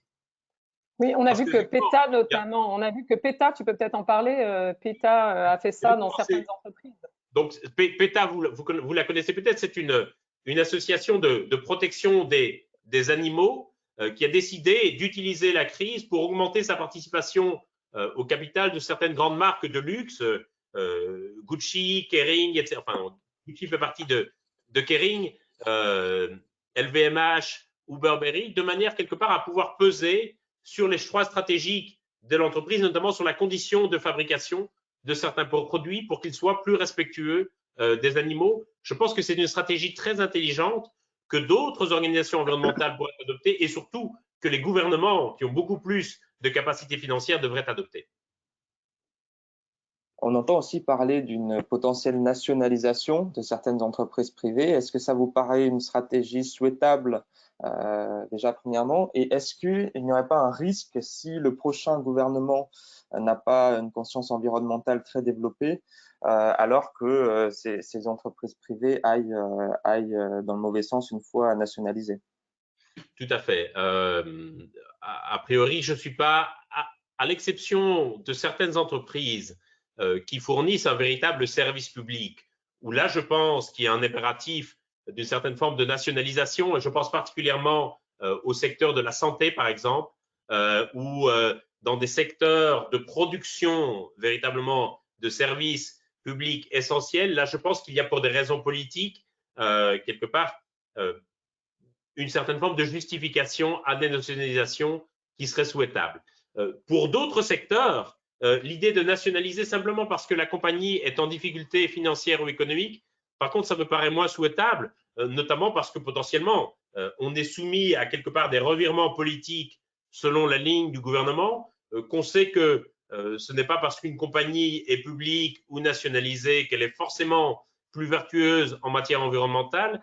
Et donc, moi, je ne crois pas nécessairement que quelque part une compagnie publique soit nécessairement plus vertueuse qu'une compagnie privée. Moi, j'ai une petite question sur le leadership, parce qu'on parle beaucoup évidemment de ce que l'État peut faire, mais il n'y a pas que l'État, il y a la façon aussi dont les entreprises elles-mêmes et leurs dirigeants se comportent dans la situation. Et j'entendais l'autre jour, je crois que c'était sur RTL, une interview de Jean-Dominique Sénard, le patron de Renault, qui disait en gros que lui-même, il allait, en tout cas c'est ce qu'il a annoncé, orienter les éventuels plans de relance dont Renault bénéficierait et globalement sa stratégie encore plus vers les véhicules électriques que ce qui était le cas précédemment. Est-ce que tu crois qu'il y a aussi quelque chose à faire du côté du leadership des dirigeants? Tout à fait. Je pense que pour beaucoup de dirigeants d'entreprise, quelque part, il y a ce choc pédagogique dont je parlais dans ma conférence fonctionne aussi et qui réalise aussi que quelque part, pour garantir la prospérité de long terme de leur entreprise, il faut aussi qu'ils prennent ce virage de l'économie décarbonée et qu'il faut aussi qu'ils puissent réinventer leur entreprise. Je pense qu'aujourd'hui, dans les entreprises, il y a véritablement une question de conflit entre les intérêts de court terme et les intérêts de long terme. Et que très souvent, beaucoup d'entreprises sont bien davantage aux mains de leurs actionnaires qu'aux mains de leurs dirigeants. Et que les actionnaires vont exiger des dividendes, vont exiger des plus-values de court terme sur leurs actions, alors qu'à l'inverse, les dirigeants, s'ils sont de véritables capitaines d'industrie, comme on dit, vont avoir à cœur d'assurer la prospérité et la survie au long cours de leur entreprise. Et donc vont concevoir la nécessité pour leur entreprise d'investir dans cette économie décarbonée et de faire ces investissements de long terme, y compris de transformation de la machine de production. Un exemple très clair, c'est celui que tu as cité dans le secteur de l'automobile par rapport aux véhicules électriques. Le problème, c'est que très souvent, cette volonté d'investir sur le long terme et sur cette économie décarbonée va être contrariée par les actionnaires qui vont exiger des retours de court terme. Le bénéfice, quelque part, que les entreprises peuvent tirer de cette crise, c'est que, d'une part, la valeur des actions a plongé, pas du tout à cause des choix stratégiques de l'entreprise, mais à cause d'un événement externe, et que donc les actionnaires ne peuvent plus dans l'immédiat espérer une vraie plus-value sur leurs actions, que pour beaucoup d'entreprises, ils ne peuvent plus non plus espérer de dividendes cette année, voire même l'année prochaine, et que donc beaucoup de dirigeants auraient sans doute intérêt, à quelque part, à se libérer du joug de leurs actionnaires, si je peux m'exprimer ainsi, pour quelque part utiliser ce moment aussi pour faire prendre à leur entreprise le virage de long terme. Je pense que c'est une opportunité aussi dont peuvent se saisir beaucoup d'entreprises, à la fois en raison des conditions du marché et du fait qu'on ne peut plus espérer aujourd'hui de bénéfices de court terme et que donc il faut réinvestir sur le long terme, et aussi en raison du fait que je crois que pour beaucoup de dirigeants, effectivement, il y a eu un choc pédagogique et la réalisation que quelque part, leur entreprise devait investir aussi dans le long terme. Et plusieurs entreprises ont eu des comportements assez admirables pendant cette crise et quelque part ont réalisé quelque part l'importance de retrouver le sens du commun et quelque part de créer une valeur qui ne soit pas uniquement une valeur économique ou financière, mais qui soit aussi une véritable valeur sociale pour la société dans son ensemble. Et ça, je crois que c'est quelque chose de très important et une vraie opportunité à saisir pour beaucoup d'entreprises. Est-ce qu'il n'y a pas justement quelque part une sorte de contradiction à ce que l'État sauve en investissant massivement certaines entreprises qui ne seraient pas rentables ou qui n'iraient pas dans le sens d'une économie décarbonée? Et est-ce qu'on pourrait imaginer un certain nombre de critères qui guideraient justement l'investissement de l'État dans les entreprises qui resteraient post-Covid? Peut-être pour compléter cette question, il y a une question sur le fait que est-ce que ça a du sens d'aller sauver avec de l'argent public des entreprises dont au fond le modèle, et on pense à certaines en France, type Renault, Air France, hein, pourquoi on va sauver avec de l'argent public des entreprises dont le modèle, peut-être d'ailleurs parce qu'il est aussi en décalage avec la crise climatique et les évolutions de la société, était déjà bancal au départ. Il y a beaucoup d'économistes aujourd'hui qui plaident effectivement pour qu'on laisse tomber, pour qu'on laisse mourir un certain nombre d'entreprises qui n'étaient pas rentables, qui étaient quelque part en situation de perte chronique avant la crise, et en disant ça ne sert à rien de leur donner une bouée de sauvetage, c'est quelque part de l'argent public gaspillé. Ces entreprises ne seront de toute façon pas rentables après la crise, et donc il faut accepter de les laisser mourir. C'est par exemple une réflexion qu'on entend beaucoup, notamment pour certaines compagnies aériennes. Le problème ici, je crois, ce sont les travailleurs. Je pourrais être d'accord avec ces économistes si on discutait des entreprises comme de sorte d'entités abstraites ou virtuelles, si on discutait simplement d'une cotation à la Bourse de Paris. Le problème, c'est que ces entreprises emploient des travailleurs et que donc on ne peut pas, je crois, se permettre de laisser d'un coup tomber ces travailleurs. Et je crois qu'on est vraiment ici sur un coin aveugle de ce qu'on appelle la transition écologique ou la transition énergétique, c'est-à-dire les emplois bruns, c'est-à-dire les gens qui travaillent dans des secteurs ou dans des industries qui n'ont pas d'avenir dans une économie décarbonée. On dit beaucoup que la transition énergétique ou écologique va pouvoir créer X ou Y millions d'emplois. C'est vrai. Le problème, c'est que ces emplois n'existent pas encore et que pour que ces emplois émergent, il va falloir détruire aussi quelques millions d'emplois. Et que ces millions d'emplois, par contre, ils existent déjà et ils sont occupés par des gens qui vont s'accrocher jusqu'au bout à ces emplois pour ne pas le perdre, pour ne pas se retrouver au chômage. Et donc, je crois que jusqu'ici, on a vraiment été aveugle par rapport à ces emplois bruns, qu'on n'a pas du tout suffisamment articulé la transition écologique avec une forme de transition sociale et d'accompagnement de ces emplois, et que le grand enjeu, je dirais, pour les entreprises qui n'étaient pas rentables avant la crise et qui ne sont pas rentables dans une économie décarbonée, le grand enjeu pour elles, je pense, ça va être de se transformer et quelque part potentiellement de changer complètement leur activité économique. Je prends ici quelques exemples. Wells Fargo, qui est aujourd'hui une banque, a été avant une compagnie de diligence. Et quand le télégraphe est arrivé et quand les moyens de communication plus modernes sont arrivés, quand le télégraphe a disparu, il a fallu que Wells Fargo se réinvente et c'est devenu une banque et aujourd'hui c'est une des principales banques américaines. American Express, la compagnie de carte de crédit que vous connaissez tous, a longtemps été une compagnie de transport de fonds, puis ça a été un réseau d'agences de voyage et puis c'est devenu une compagnie de carte de crédit. American Express n'a pas toujours fait des cartes de crédit et donc ça veut dire que certaines compagnies, en fonction de crises extérieures, de changements technologiques, ont eu la possibilité de se réinventer. Je pense qu'aujourd'hui, il y a un gros enjeu pour ces industries de l'économie d'avant à quelque part se réinventer et vraiment, j'insiste sur la nécessité de ne pas laisser tomber leurs travailleurs.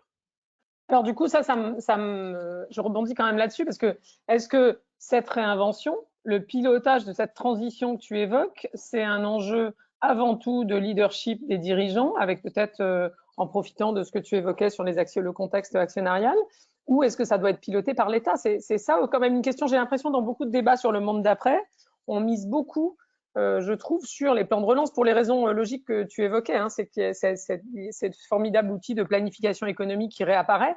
Oui. Mais est-ce que dans les exemples que tu donnes, à ton avis, c'est une impulsion avant tout interne, stratégique de l'entreprise dans la contrainte, ou est-ce que ça doit être piloté par l'État ou accompagné seulement par l'État? Les exemples que je donne ont été des exemples de réorganisation interne pilotée par les dirigeants de l'entreprise et son conseil d'administration. L'État n'est pas intervenu parce que l'État était même quasiment inexistant à l'époque. Alors c'est sûr que la crise aujourd'hui marque en quelque sorte le grand retour de l'État dans l'organisation de la gestion de la crise et même dans la parole de l'État. Les discours d'Emmanuel Macron à la télévision ont établi des records d'audience historiques, c'est-à-dire que même des finales de Coupe du Monde de football n'atteignent pas ce record d'audience. Il n'y a jamais eu autant de gens qui regardaient des allocutions présidentielles à la télévision que maintenant.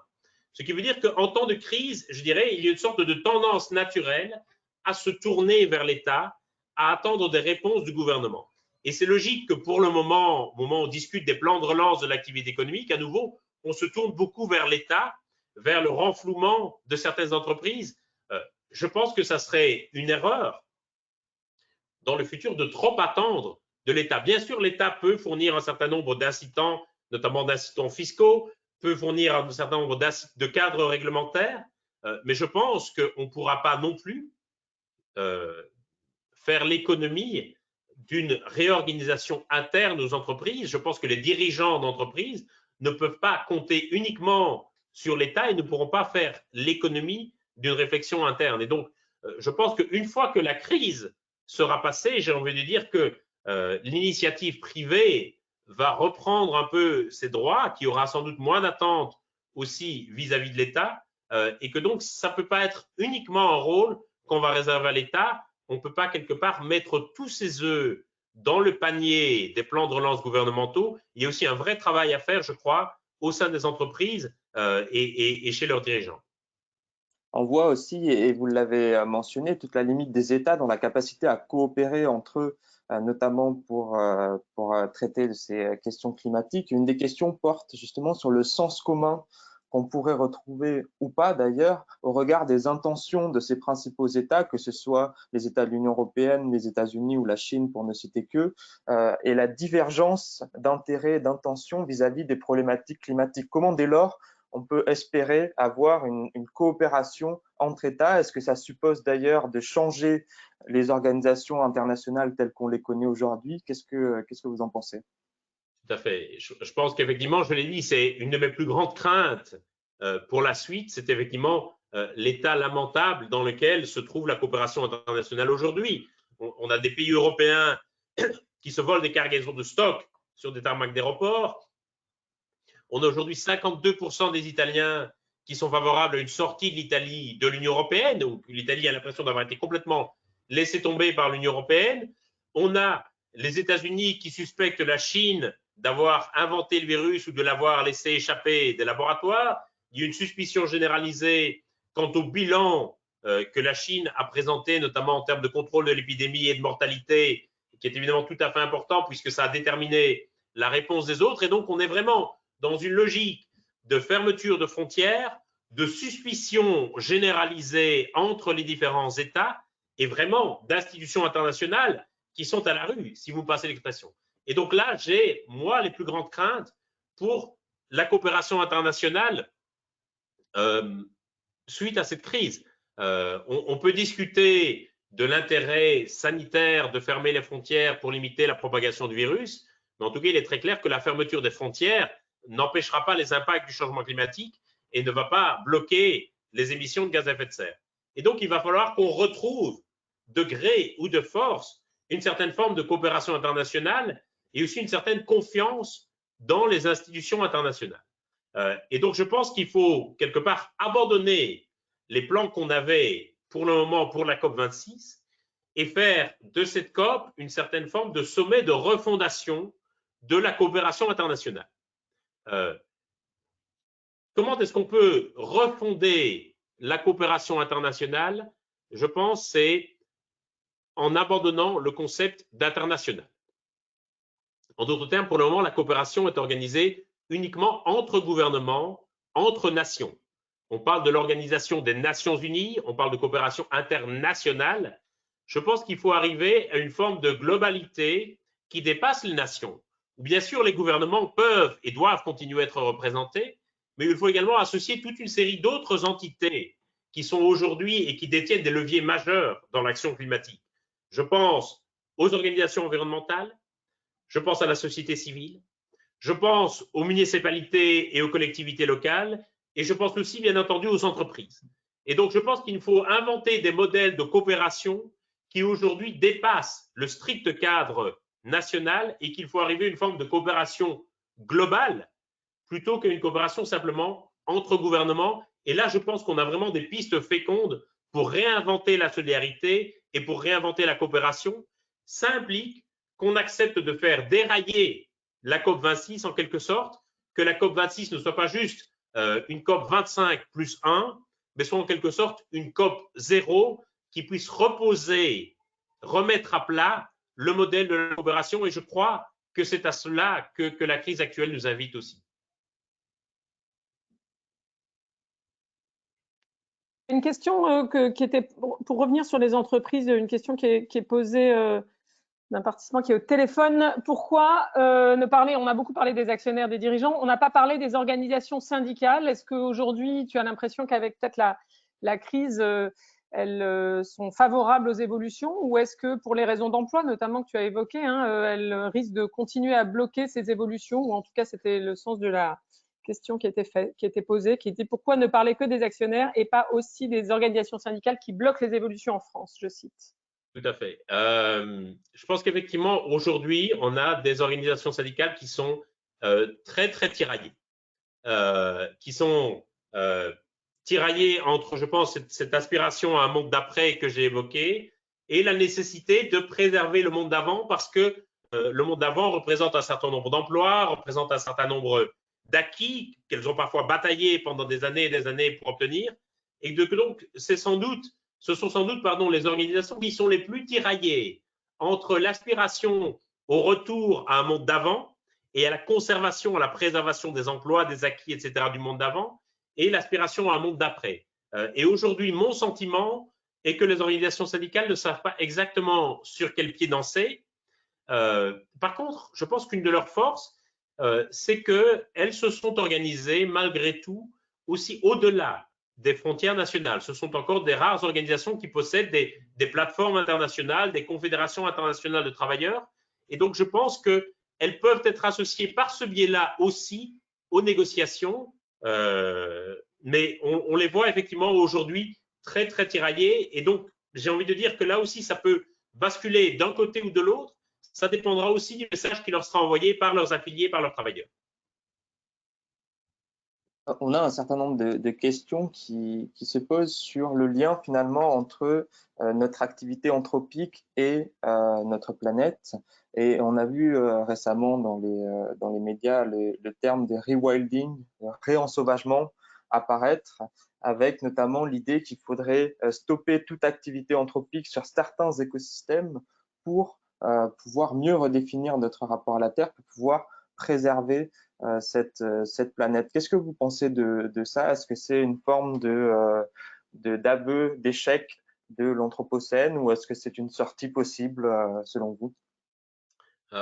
Aveu d'échec, je ne dirais pas ça. Je dirais qu'au contraire, effectivement, une des caractéristiques de l'Anthropocène, et en tout cas de l'entrée dans l'Anthropocène, c'est que la vie sauvage a quasiment complètement disparu. C'est-à-dire ce que nous appelions nature ou état sauvage, wilderness en anglais, a complètement disparu.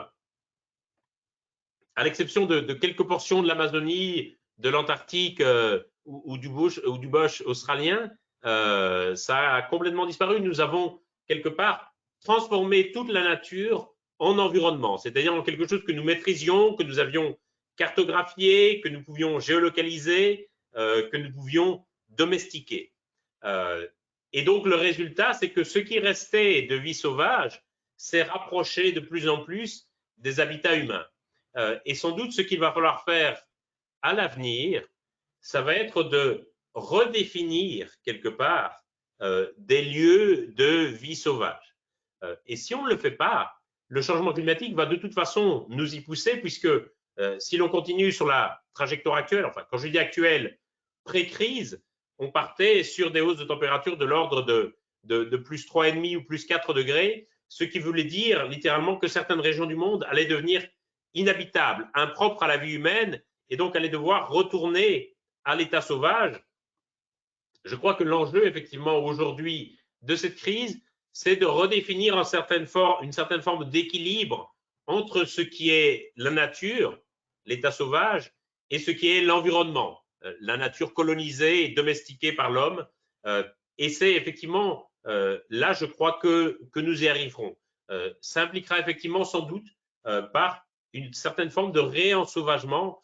Effectivement, je pense qu'il va falloir définir un certain nombre d'aires ou de régions, quelque part, dont nous allons pouvoir préserver le milieu sauvage. C'est à la fois nécessaire pour le vivant et la biodiversité, c'est aussi nécessaire pour nous protéger nous-mêmes de futures pandémies.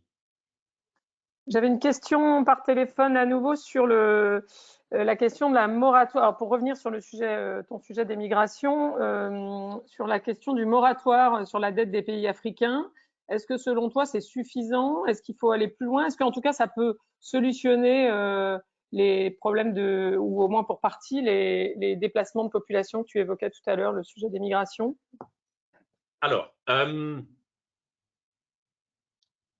la question du moratoire sur la dette des pays africains, je pense que c'est un geste qui était attendu, je pense que c'est un geste qui est bienvenu. Néanmoins, il ne faut pas se faire d'illusions. L'essentiel de la dette des pays africains aujourd'hui, elle est détenue en Chine. Ça veut dire que même si les pays européens annulaient la dette des pays africains, ils resteraient très très endettés vis-à-vis de la Chine, et je ne vois pas aujourd'hui de volonté de Pékin d'annuler la dette des pays africains.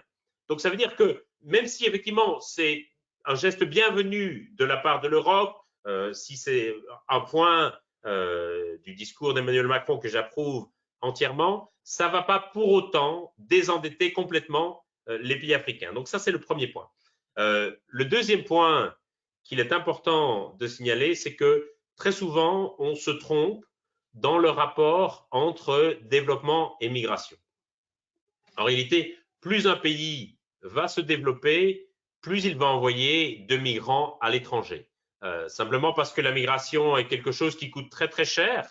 C'est souvent l'équivalent de plusieurs mois, voire de plusieurs années de salaire pour celui qui va migrer.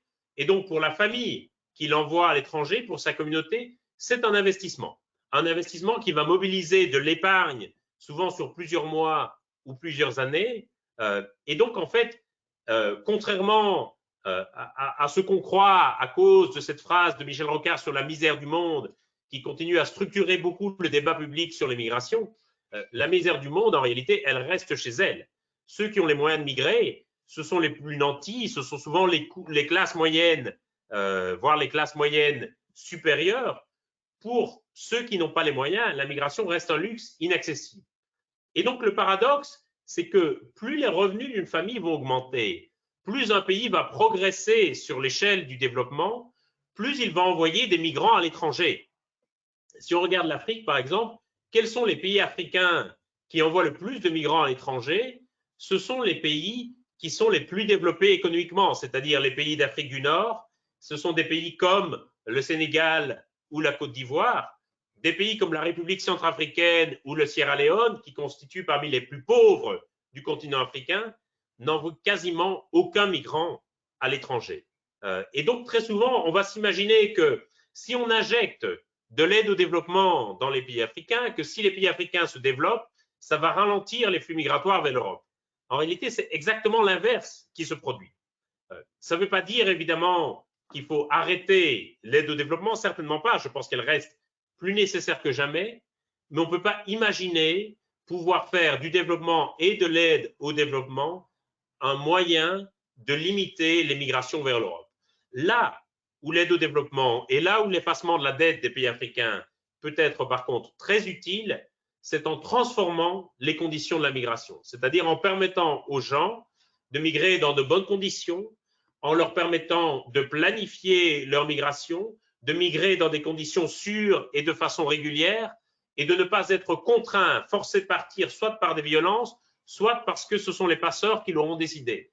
Et donc, je pense que l'aide au développement peut permettre d'organiser une migration davantage organisée, plus sûre et plus régulière, dans le bénéfice à la fois de ceux qui partent et de ceux qui accueillent. Mais par contre, imaginez que l'aide au développement va freiner les migrations. Là, je pense, c'est aller au-devant de très cruelles désillusions qui risqueraient demain de mettre en cause le principe même de l'aide au développement. On a vu d'autres formes de migration, notamment en Inde, avec des populations qui partaient massivement des villes pour aller vers les campagnes, notamment parce qu'elles n'avaient plus de travail et donc plus de quoi se nourrir. On voit aussi, alors pour d'autres raisons, complètement d'autres raisons, en France, 17% des Parisiens environ qui sont partis de la ville pour aller se réfugier pendant le confinement ailleurs. Est-ce que, selon vous, ça préfigure quelque part la fin du modèle des villes tel qu'on les connaît aujourd'hui? Nous verrons. Je me suis fait exactement la même réflexion, et c'est-à-dire que ces dernières années avaient été marquées un peu partout dans le monde par un exode rural massif, par une urbanisation de plus en plus forte, par des gens qui quittaient les campagnes pour aller vers les villes. Là, les gens, un peu partout, sont revenus dans les campagnes pour des raisons différentes, soit pour des raisons d'emploi comme en Inde, soit pour des raisons de confinement comme en France. Est-ce que demain, on va voir l'inverse d'un exode rural, c'est-à-dire un exode urbain? Est-ce qu'on va voir une sorte de repeuplement des campagnes? J'ai envie de dire que c'est possible, a fortiori, si on relocalise un certain nombre de chaînes de production agricole. On a vu que beaucoup insistaient sur la nécessité de relocaliser certains outils de production, en particulier des outils de production alimentaire, et donc on peut imaginer effectivement qu'il y ait une certaine forme de repeuplement des campagnes et que les gens vont avoir sans doute la volonté de vivre davantage éloignés les uns des autres et qu'on va voir les villes et les régions très densément peuplées comme des foyers de pandémie potentielle. J'ai envie de dire que ça va dépendre à la fois beaucoup de la durée de cette pandémie. Est-ce que quelque part, le 11 mai, nous allons pouvoir sortir du confinement et reprendre une activité à peu près normale? Et est-ce qu'on va avoir rapidement un remède ou un vaccin contre le coronavirus? Ou est-ce qu'on va avoir d'autres vagues potentiellement d'épidémies à l'automne ou l'année prochaine avec d'autres vagues de confinement qui pourraient effectivement marquer le début d'un exode urbain dans le long terme? Ça, je dirais que l'avenir nous le dira, mais en tout cas, il y a quelque chose effectivement de tout à fait significatif qui s'est passé et qui peut-être effectivement est l'amorce d'un mouvement de plus long terme. Par contre, faisons attention à ne pas avoir une vue trop occidentalo-centrée ici. Je pense que par contre, dans les pays en développement, la tendance à l'urbanisation va rester très très forte, à la fois parce qu'on a l'impression qu'ils sont, pour le moment en tout cas, et j'espère que ça va durer, relativement épargnés par la pandémie. Les recherches nous diront pourquoi exactement ils sont davantage épargnés. Est-ce que simplement, est-ce qu'on n'a pas détecté les cas ou est-ce qu'il y a des conditions climatiques ou environnementales qui sont moins propices au développement du coronavirus là-bas? Mais par contre, effectivement, le changement climatique et notamment la très grande difficulté pour les familles de continuer à vivre de leur récolte, de continuer à vivre de l'agriculture de subsistance, va faire qu'il va continuer à y avoir, je crois, un exode rural et un mouvement d'urbanisation. C'est pour ça qu'un enjeu essentiel des politiques d'adaptation au changement climatique, ça va être de développer un autre tissu économique que l'agriculture aussi dans les zones rurales et de veiller à ce que les zones rurales et notamment les villes de petite ou de moyenne importance puissent aussi fournir à la jeunesse, notamment en Afrique, d'autres emplois qu'uniquement des emplois dans l'agriculture. A fortiori, si on relocalise une partie de cette production en Europe. Oui, alors justement sur ce sujet-là, est-ce qu'un des gros enseignements de la crise actuelle n'est pas justement sur la place du local? Je rebondis là-dessus, ce que tu viens d'en parler, la place du local dans la résilience. Est-ce qu'il n'y a pas, on voit aussi la question de la décentralisation des décisions politiques pour avoir des régions, des villes plus agiles versus une planification très étatique et très descendante. On a vu aussi, je lisais hier un article sur comment dire, le rôle intéressant des makers, des Fab Labs, etc. dans la crise actuelle, qui était vu un peu comme pas des gadgets, mais en tout cas des lieux d'innovation sociale plus que des lieux de fabrication vraiment utiles. Et on a vu là, avec les visières, les masques, etc., que cette dynamique-là a changé. On a vu aussi des nouvelles synergies locales entre des entreprises pour fabriquer localement et rapidement des choses qui étaient nécessaires et qu'on n'avait pas, genre du gel, des masques. Et puis on commence ça évolue vers les blouses, les respirateurs, etc. Et est-ce que cette distribution différente de la production sur les territoires, ça rejoint un peu ce que tu disais à l'instant, et pas de toute façon un élément essentiel de solution, que ce soit pour le Covid, mais aussi pour lutter contre les aléas climatiques demain? Absolument. Je pense qu'une des grandes leçons politiques de cette crise, et donc pas juste, je ne veux pas ici uniquement placer sur le plan économique, mais aussi sur le plan politique, je pense que c'est la nécessité d'une plus grande décentralisation. On voit bien qu'en France, par exemple, cette décentralisation a fait que, pardon, cette hypercentralisation a fait qu'il y avait des très grandes disparités régionales avec des régions qui étaient très touchées par la maladie comme le Grand Est et des régions par contre où le coronavirus était très très peu présent. Je pense à l'Aquitaine par exemple ou au Pays Basque et où quelque part on a mis ces régions à l'arrêt, j'ai presque envie de dire pour rien alors que leur capacité sans doute hospitalière avait les moyens d'absorber le choc du coronavirus et qu'il aurait sans doute été beaucoup plus approprié d'avoir en France des politiques bien davantage différenciées par région, comme ça a été le cas en Allemagne par exemple. En Allemagne, les 16 différents Länder avaient parfois des politiques très très différentes, notamment en termes de confinement. Ce qui me paraît encore aujourd'hui relativement extraordinaire, c'est que par exemple le Land de Brême n'a jamais interdit les manifestations publiques et donc même au plus fort de l'épidémie, les gens à Brême avaient toujours le droit de manifester, ce qui paraît un peu presque surréaliste vu de France. Et donc je pense que politiquement, il va y avoir une plus grande nécessité de décentralisation. On a d'ailleurs vu beaucoup de présidents de région qui prenaient eux-mêmes l'initiative de commander des masques et qui finalement n'attendaient pas du tout que ce soit l'État central qui distribue les masques ou qui quelque part leur donne les moyens d'affronter l'épidémie, mais qui prenaient d'eux-mêmes l'initiative. Ça va être vrai donc pour la gestion des crises comme des crises sanitaires, ça va être vrai aussi pour la question des relocalisations de chaînes de production et je pense en particulier à la nécessité de circuits alimentaires beaucoup plus courts qu'ils ne sont aujourd'hui. Je pense à la nécessité de moins dépendre de l'étranger pour un certain nombre de ressources vitales. On pense aux masques et aux médicaments. On voit effectivement un besoin de retour au local d'une certaine manière. Le grand défi politique, ça va être de voir comment on peut revenir au local sans fermer les frontières, sans se replier sur soi-même et sans couper les échanges.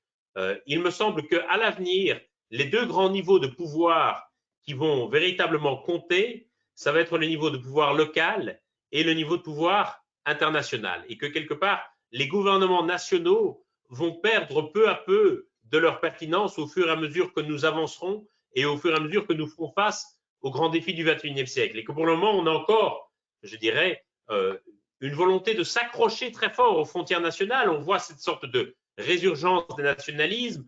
On voit que politiquement, en France, nos yeux restent rivés sur les élections présidentielles et législatives. Je pense qu'à l'avenir, quelque part, ce niveau de pouvoir va perdre de plus en plus d'importance au profit des niveaux de pouvoir locaux et du niveau de pouvoir international ou supranational. Vraiment, le grand défi, ça va être de voir comment nous pouvons relocaliser une bonne partie d'outils de production sans nous fermer aux autres, sans nous replier sur nous-mêmes.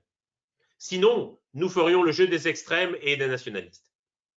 On a beaucoup parlé finalement d'entreprises privées, d'État, très peu des citoyens jusqu'à présent. Est-ce que vous pensez que la crise actuelle peut permettre de rebooster des initiatives de mobilisation de citoyennes, type cahier des doléances, qui était la proposition de Bruno Latour, type convention citoyenne pour le climat, ou est-ce qu'au contraire, à l'image de ce que vous mentionniez plus tôt, et le retour à la figure du chef, notamment le président de la République et les énormes audiences autour de ses prises de parole, est-ce qu'on va petit à petit renier cette mobilisation citoyenne?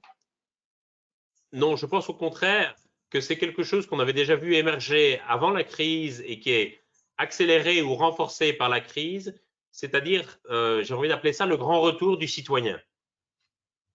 Le néolibéralisme, quelque part, avait effacé l'image du citoyen au profit de celle du consommateur. En période de crise comme celle-ci, nos moyens, même nos possibilités concrètes de consommer sont très réduites, et donc j'ai envie de dire que le citoyen revient beaucoup, notamment au travers de mobilisations politiques. Tu en as cité certaines, comme la Convention citoyenne pour le climat, les cahiers de doléances, etc.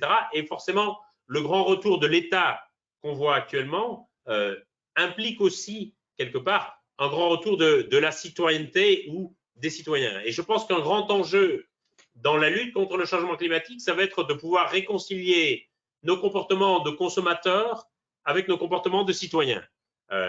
On sait que dans notre empreinte carbone globale, il y a, selon les pays et selon les classes sociales, uniquement entre 25 et 40% de nos émissions qui dépendent de nos choix individuels de consommateurs.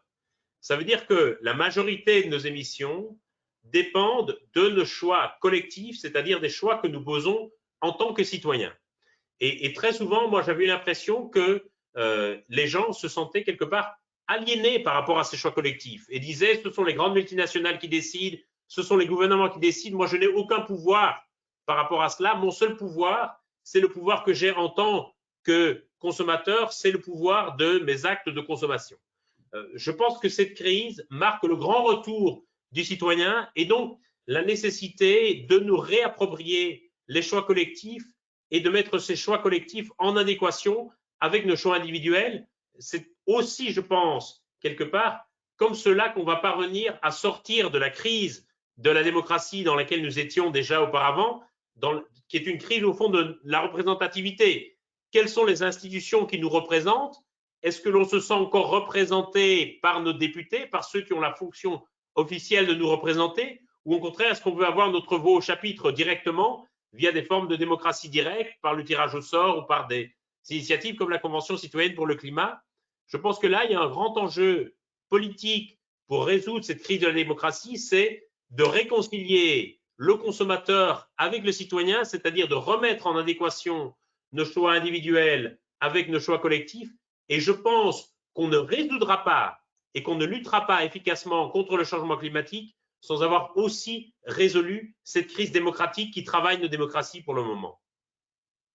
Il y a une question sur le sens commun que tu as évoqué plusieurs fois, qui était, on voit bien, tu as dit notamment qu'un des effets vertueux de la crise, c'était l'arrivée de l'émergence de cette solidarité forte qui vient des entreprises, des citoyens, des mouvements de citoyens.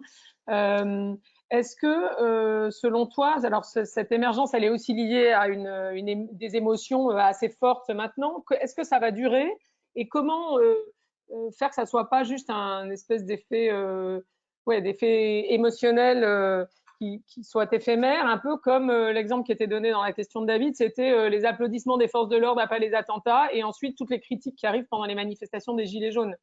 Oui.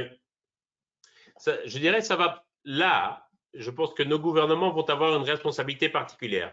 Et donc, vont-ils parvenir à quelque part capitaliser sur tout ce qu'on a vu pendant la crise ou est-ce qu'au fond, ça va être quelque chose d'éphémère? Je ne pense pas qu'on va continuer tous les soirs à 20 heures pendant des années et des années à applaudir le personnel soignant.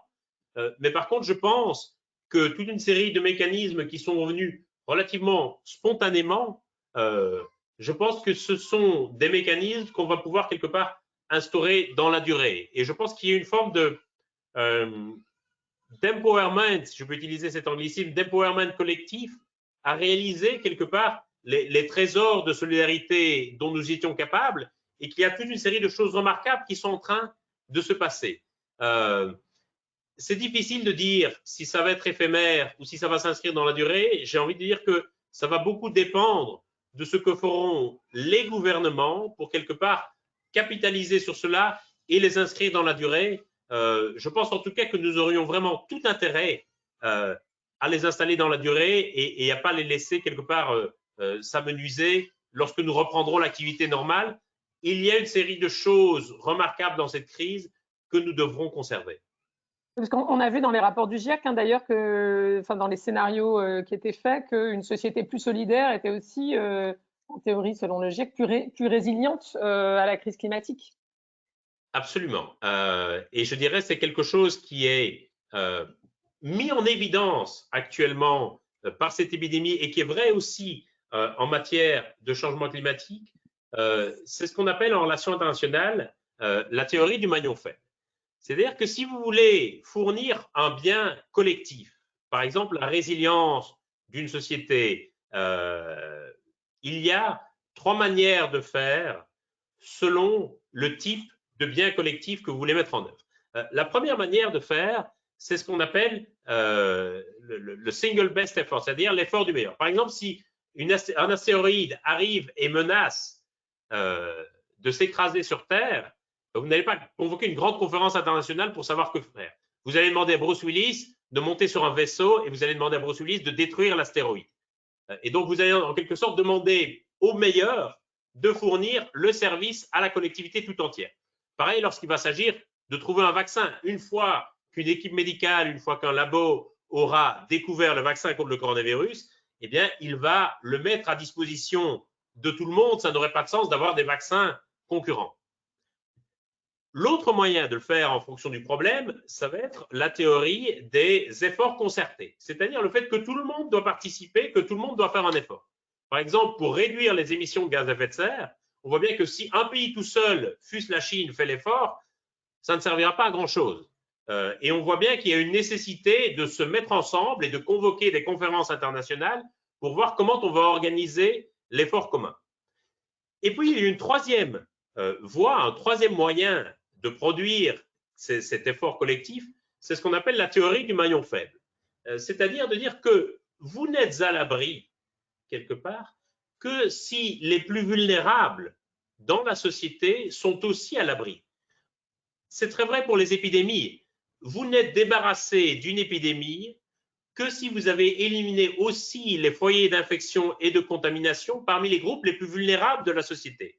Et c'est-à-dire que ces groupes marginaux, que parfois vous avez eu tendance à exclure de la société, eh bien vous réalisez à la faveur d'une épidémie qu'ils font aussi partie de la société et qu'ils font tellement partie de la société qu'ils ont la capacité de contaminer à eux seuls la société tout entière. Et que donc, que vous le vouliez ou non, que même si vous avez voulu les marginaliser ou les exclure par le passé, vous devez les considérer comme partie intégrante de la société. Et c'est vrai aussi pour notre résilience face au changement climatique. Et c'est pour ça que par rapport aux sans-abri ou aux migrants qu'on sent aujourd'hui encore un peu délaissés de l'effort de santé collectif sans avoir accès véritablement au système de santé, on voit que c'est une grave erreur que nous commettons et qu'il faut, quelque part, veiller à ce qu'ils aient aussi accès à ces mesures de prévention et au système de santé, pas seulement par grandeur d'âme ou par humanisme, mais parce que c'est dans notre intérêt à nous, parce qu'ils font aussi partie intégrante de la société. Et donc, je crois que ça, c'est une des grandes leçons qui peut aussi s'appliquer en matière de résilience aux impacts du changement climatique, c'est que quelque part, plus nous avons une société intégrée, solidaire, moins nous risquons d'avoir des maillons faibles qui peuvent mettre en danger la société tout entière. C'était d'ailleurs un des slogans des dernières manifestations, fin du mois, fin du monde. Est-ce qu'à votre avis, les inégalités, la question des inégalités sociales va revenir au devant de la scène et est-ce qu'on va, au travers de cette crise et au travers de ce que vous illustrez à travers la théorie du maillon faible, s'intéresser davantage à cette question des inégalités sociales?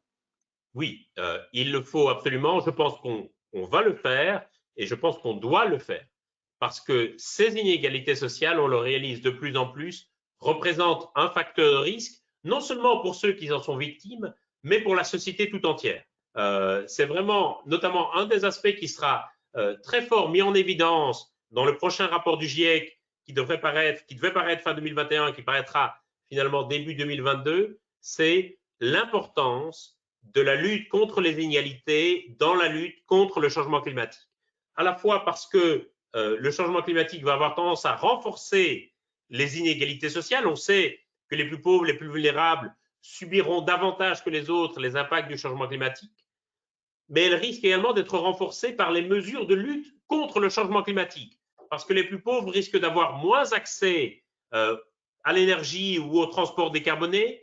Les plus pauvres risquent d'être une moindre priorité dans les stratégies d'adaptation au changement climatique et c'est vraiment quelque chose qui va être vraiment mis en évidence dans le nouveau rapport du GIEC, ça va être l'importance d'avoir des sociétés plus égalitaires pour avoir des sociétés plus résilientes aux effets du changement climatique, mais des sociétés aussi plus efficaces dans leur lutte contre le changement climatique et donc dans la réduction des émissions de gaz à effet de serre. Il y a une question d'ailleurs qui fait un peu le pont avec l'influence du GIEC sur les questions climatiques. C'est comment, dans la crise actuelle, est-ce que tu penses que la voix des experts, comme la tienne d'ailleurs, comment faire pour que ces voix pèsent aussi ou plus fort que celles des lobbies dont on a vu, par exemple, il y avait l'article du Monde l'autre jour sur le plastique à usage unique. On a vu que les lobbies reviennent, et tu en as parlé un peu sur l'industrie fossile, oui. Les lobbies reviennent aussi à la charge en utilisant la crise comme un argument, en fait. En utilisant la crise comme un prétexte, comme une excuse. Je pense qu'effectivement, la crise va sans doute aussi renforcer la voix des experts dans le débat public. On voit bien à quel point les gouvernements étaient démunis face à cette crise qui les a un peu pris de court et étaient donc obligés de s'en remettre quelque part aux avis et aux recommandations des experts, y compris certains qui les avaient alertés depuis longtemps sur cette crise. Et donc, beaucoup disent, tiens, nous aurions pu prévoir cette crise, les experts nous avaient alertés, il y a toute une série de rapports scientifiques qui nous avaient alertés sur le sujet. On voit que beaucoup de gens se sont remis à lire la littérature scientifique et notamment la littérature médicale sur ce sujet. Pour le changement climatique, on a envie de dire que les experts alertent depuis beaucoup plus longtemps déjà. Le premier rapport du GIEC est approuvé par les gouvernements en 1990.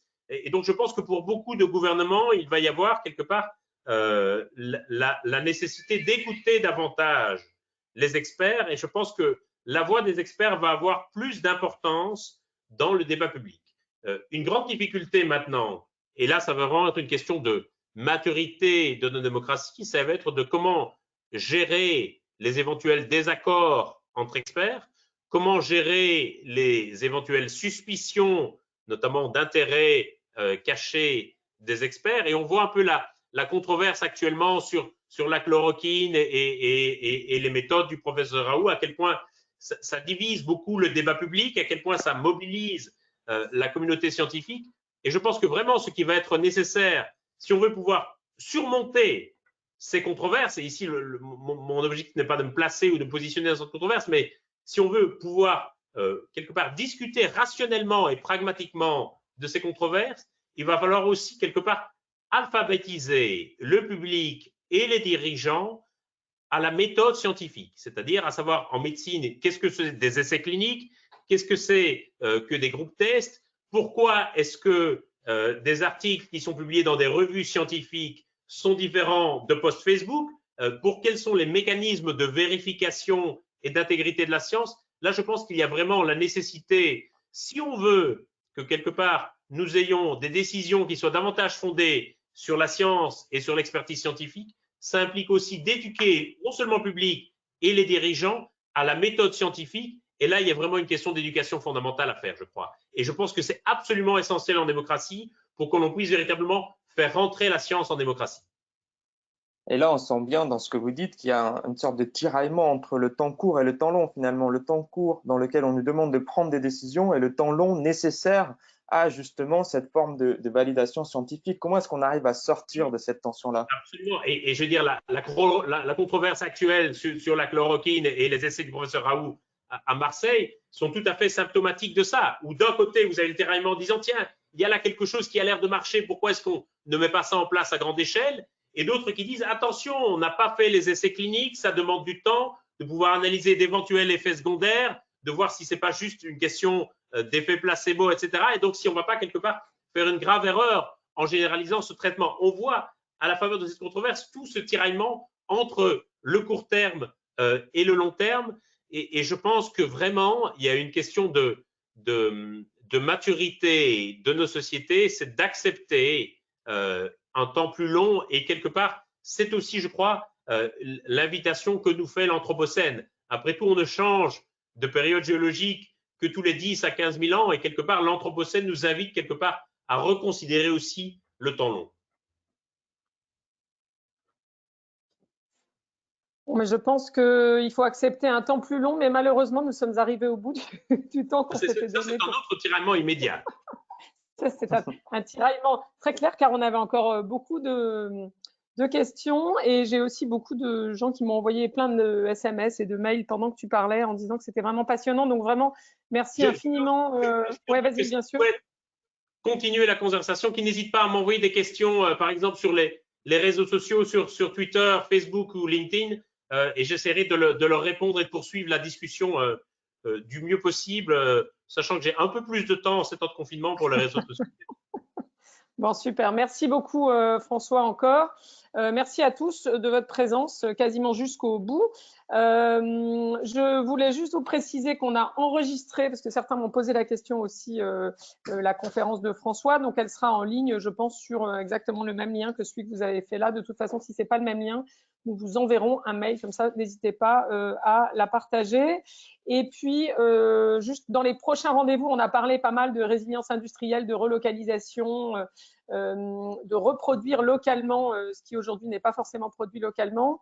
Utopie va vous proposer dans les jours qui viennent une série de 3 conférences, webinars sur ce qu'on a appelé le printemps résilient, une petite allusion au livre de Rachel Carson, Le printemps silencieux. Et on y parlera justement de résilience alimentaire, de résilience industrielle, etc. Voilà, l'invitation est plus ou moins sur le point de partir. Et nous avons paradoxalement un printemps très silencieux pour le moment. C'est une sorte de revanche de Rachel Carson. Exactement.